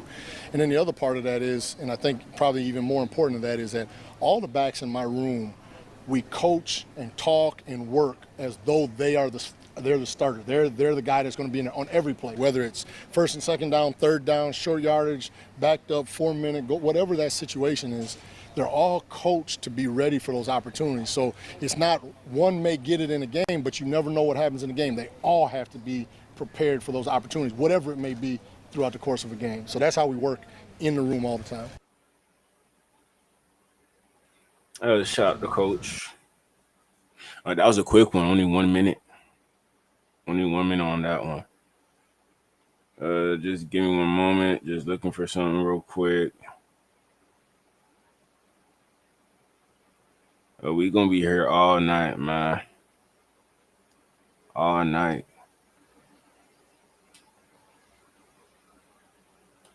You know, I've been hearing that Cam Moore, he been balling out, man.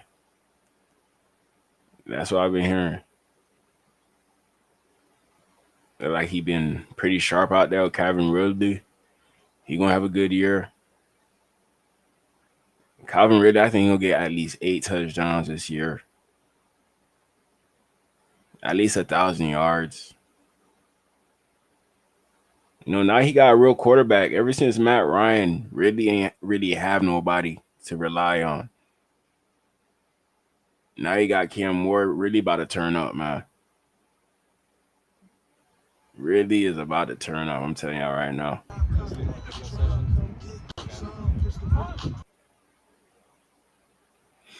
You know, I don't know. I see a lot of Patrick Mahomes in him. His body structure, his size. Y'all don't see Patrick Mahomes?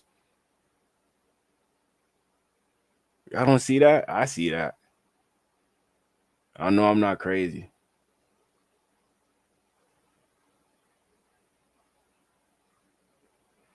You know, I don't know if he's going to get more than 30 passing touchdowns this year. It's possible, but I doubt it. I predict he's going to get at least 27. That's what I'm thinking, at least 27.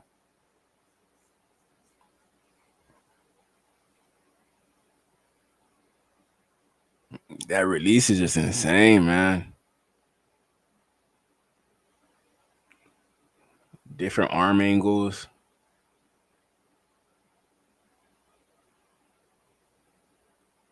Bro, the Titans went and got themselves a Patrick Mahomes, man.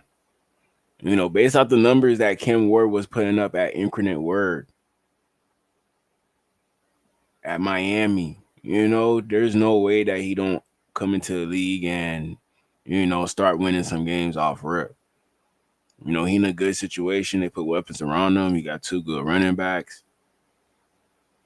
You know, receivers, they could get there. You know, they got the dude from Stanford, the dude who burnt Travis Hunter, you know, Colorado versus Stanford.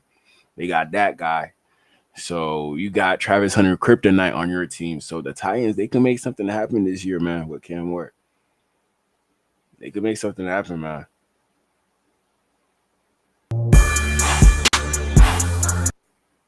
Like, he looks serious out there. He not playing around with them boys, man. He not playing this year. You know, for the most part, it's bad to have the number 1 overall pick, but sometimes it could be a blessing in disguise. You know, if the Titans never had the number 1 overall pick, they would have never got Cam Ward. That's how you gotta think about it. You know, the Titans, they're not regretting being bad last year now. They're not regretting it because they got this guy throwing the ball. You know, to be honest, I'm not going to hate. You know, there's a chance that he could throw more passing touchdowns than Tua.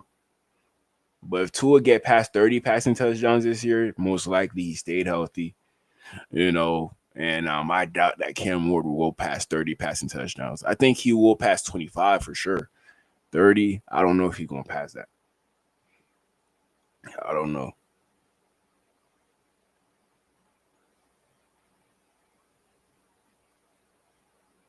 You know, they treating him like a legend already. They brought Warren Moon out for him. Like, come on, man.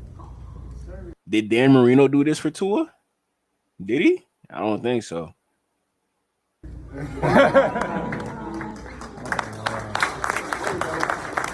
This is what an organization does when they believe in you, when they have trust in you. This is what they do, man. This right here.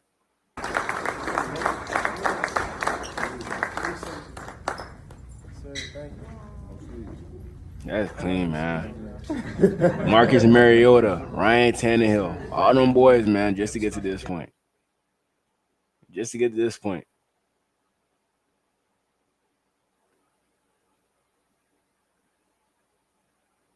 But yeah, man, shout out to Cam Ward. So you went on a visit where? I went to a 30 visit in March. You went to Tennessee? You went to New York? Yeah.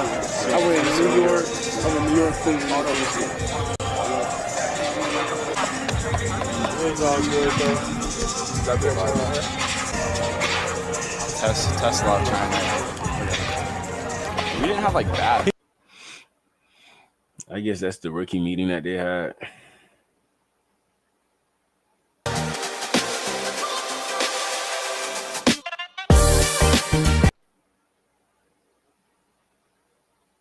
Well, them boys, they BFFs now. One thing you gotta notice: if you weren't picking the first round, you're not here, so you're not gonna see Shador here as a quarterback. If you weren't picking the first round, you're not gonna be here. It's only them two. Only them two. Try Shador Sanders, man. Try them.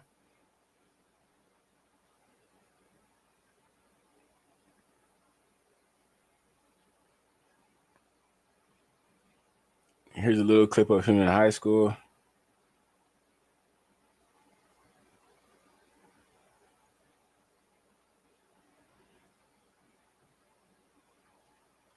It's just crazy how he ended up being a 0-star recruit. It's crazy, man.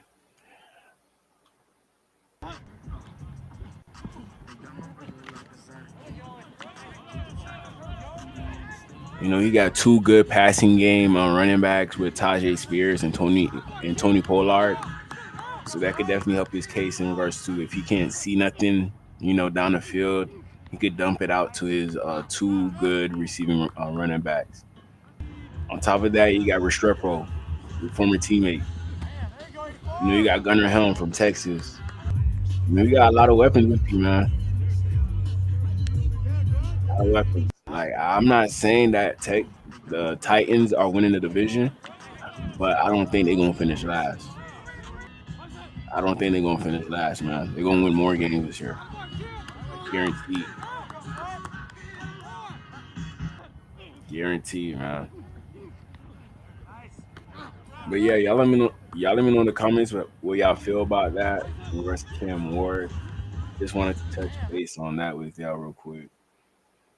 You know, It's fun to finally like be where you're gonna be at and get some work and get some good honest work in.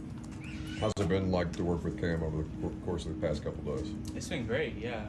It's he gets the ball out really fast. it's the guy who beat Travis Hunter. I think he got like 300 yards on Travis Hunter. And Travis Hunter, he plays for the Jaguars, a division rival. So this is going to be a good matchup to watch. But we're going to see if he could even get some playing time. We're going to see. Which is great. It's something that I'm excited to work with him in the future. What's kind of the biggest adjustment you have to make to that effect on your resume? Oh, you just have to be ready. You know that he's going to be on time to have that in mind every time. Like if you're late, and because he's going to be late.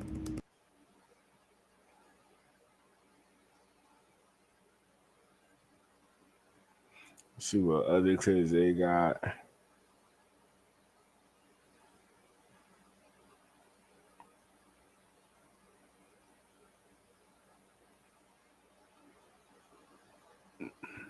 I wonder what like Will Levis, like how is he feeling, man? How's Will Levis feeling, man? You got your job took by a rookie already. We all know he gonna be a starter, man. Nudge people to bring him aboard? I did push for him. Every team that I visited with, I pushed for him.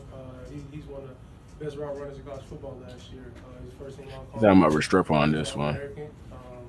He never lost in man coverage. He's back-to-back touchdown receiver, so I will be pushed for him. Nudge people like I told y'all, he gonna ride for his teammates. We gotta expect that. I pushed for him.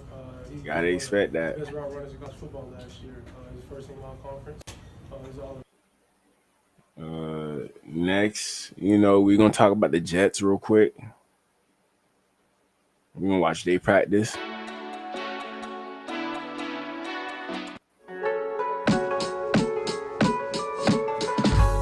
No copyright. There go Justin Fields, but he got number 7. There go Aaron Glenn. Like, who gonna be the better head coach? Aaron Glenn or Mike McDaniel? Who gonna outsmart who? That's what we really trying to figure out. Who gonna outsmart who? Both smart head coaches. But sometimes I be feeling like Mike McDaniel, he too smart for his own good. Too smart for his own good to the point where a coach like this could beat him on any day. On any day. Prime example, Mike Vrabel. He has the Dolphins' hand, to be honest. Even though we might think that Mike McDaniel is the smarter head coach, the more innovative head coach, we still got our ass beat by a Mike Vrabel team. And I think you're going to get a similar type of team from an Aaron Glenn type of team. That's what I think. Hey, shout out to my boy Cap. You here at 1 o'clock in the morning, fam? You wild, man. You wild.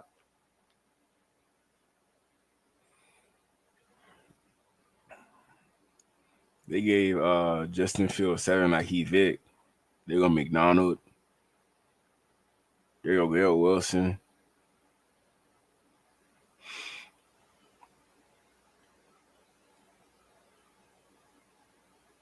One thing for sure, the Jets defense gonna be okay.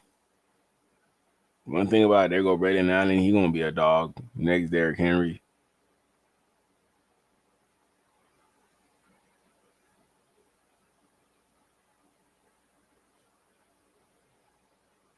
Bill Quinn.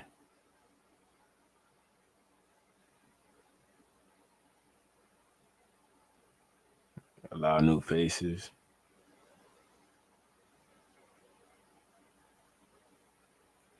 I think that was Anaya Smith. I think that's Matt Mitchell.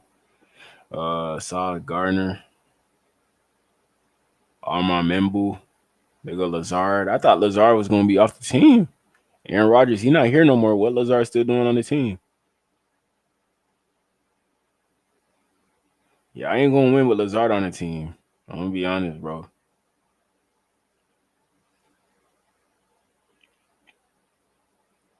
They go Ruckert. They go Brees Hall. They go Brandon Stephens. Came from the Ravens. You know, I'm not too scared of the Jets, but, you know, I just wanted to see that clip to see, like, what them boy got going on. Is there anything for me to worry about? But it don't seem like nothing too crazy happening. Nothing too crazy. All right. Let me see here.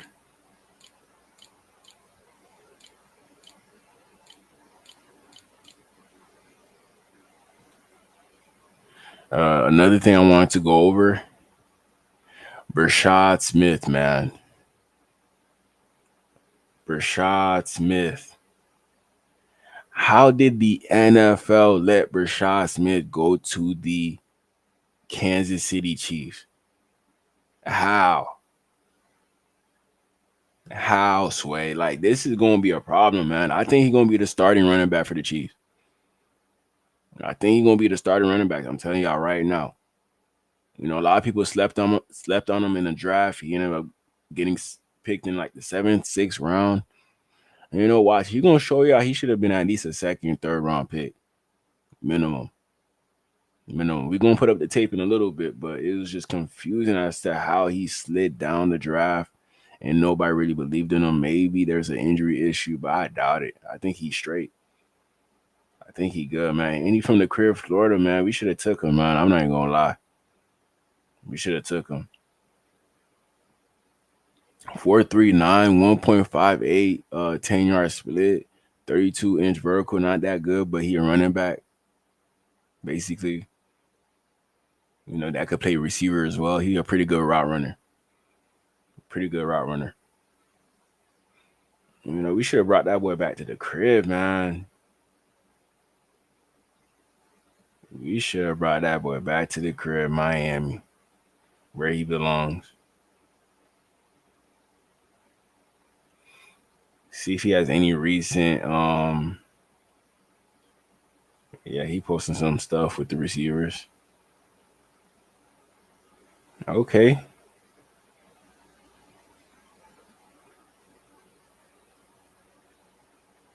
Yeah, Brashad Smith, he gonna go crazy, dog. I'm telling you.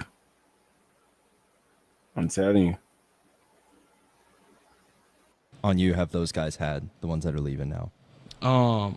Really just kind of further cemented, you know, the culture. I'm trying to look for like practice clips. Okay, there go one. Good finish, good job. Good job, finish. He looked like a 4-3. Good finish, good job. Number 30, be on the lookout, man. He gonna take off, man. He gonna take off, man. He a Miami kid. I just see it happening. I really do see it happening, man. There's gonna be another guy the Dolphins will regret losing. Trust.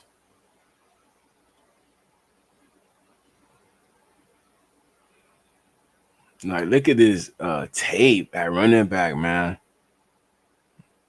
How do you see this and say, no, I don't care what his size is? You know, it seemed like the Dolphins really needed a running back with size, but if you got a running back like this, man, you know, who play bigger than his size, man, I'll try to work with you, man. Very good vision. He got that Miami vision. That Antonio Brown AB vision. That's what he got.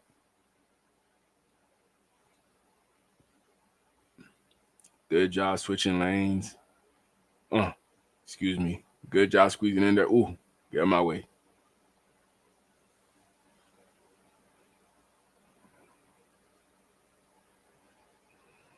Come on, man. If you telling me that this guy cannot be the starter for the Chiefs, you playing. You playing.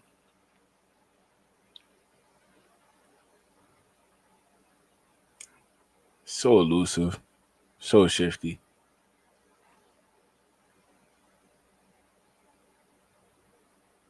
Out of bounds.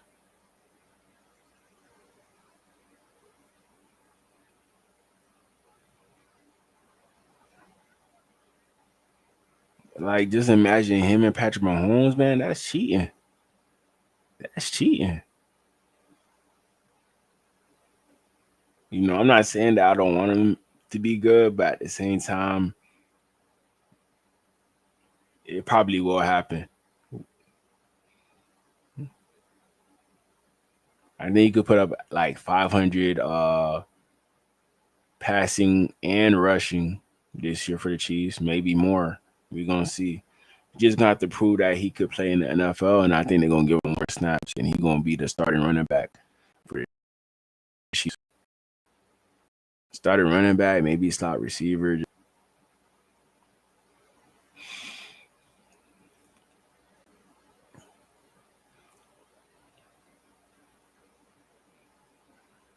Yeah, that boy is moving, man.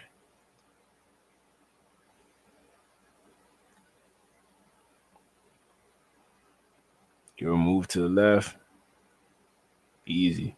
Ooh, excuse me.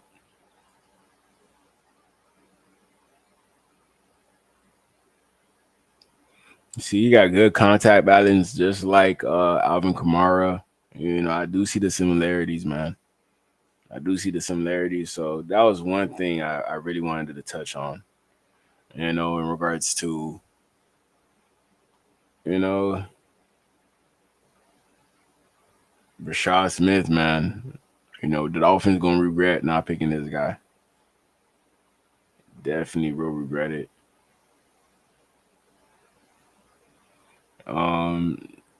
It don't seem like I got anything else for y'all, to be honest.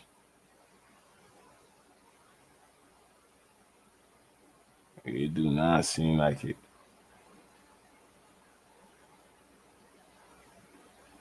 All right. And I guess I'm gonna just end the stream here. You know, it's like 1 o'clock in the morning, so you know I gotta get my rest. I gotta be up tomorrow as well. So I've been on for 2 hours. Good enough. Good enough. I might hop back on once I get back home later tomorrow. Oh wait, actually I'm not gonna be here, so I'm gonna just repost videos and stuff like that. Y'all see them on my page. Y'all see them. Appreciate y'all. Love y'all. Thank y'all for tuning in. You know, we coming for the NFL season. I'm gonna be back live, active, vlogs coming in, music coming in, everything, man. Just be patient with me. You know, a lot of stuff is working in my favor at this current moment. So, you know, I'm just grinding hard. If I'm not on live stream, you know, I'm working hard for y'all, and we're gonna turn up, man. I know this channel gonna do great things. All the other channels that I work on, they're gonna do great things as well. You know, but just wanted to thank y'all on this channel, you know, on all of my other channels as well. You know, we about to be big, man. I'm telling y'all right now, based off what I'm doing, we about to be big, man. But hey, appreciate y'all, love y'all, Ralph, you know, Cap. Thank y'all for putting up on me. Even everybody who here at 1:13 a.m. Eastern time, you know, appreciate y'all, love y'all, man. You know, and go get that merch. GDmerchandise.com. Simple, man. But hey, love y'all, man. I can't say that enough. It's DGE Dolphin Gang Entertainment. It's your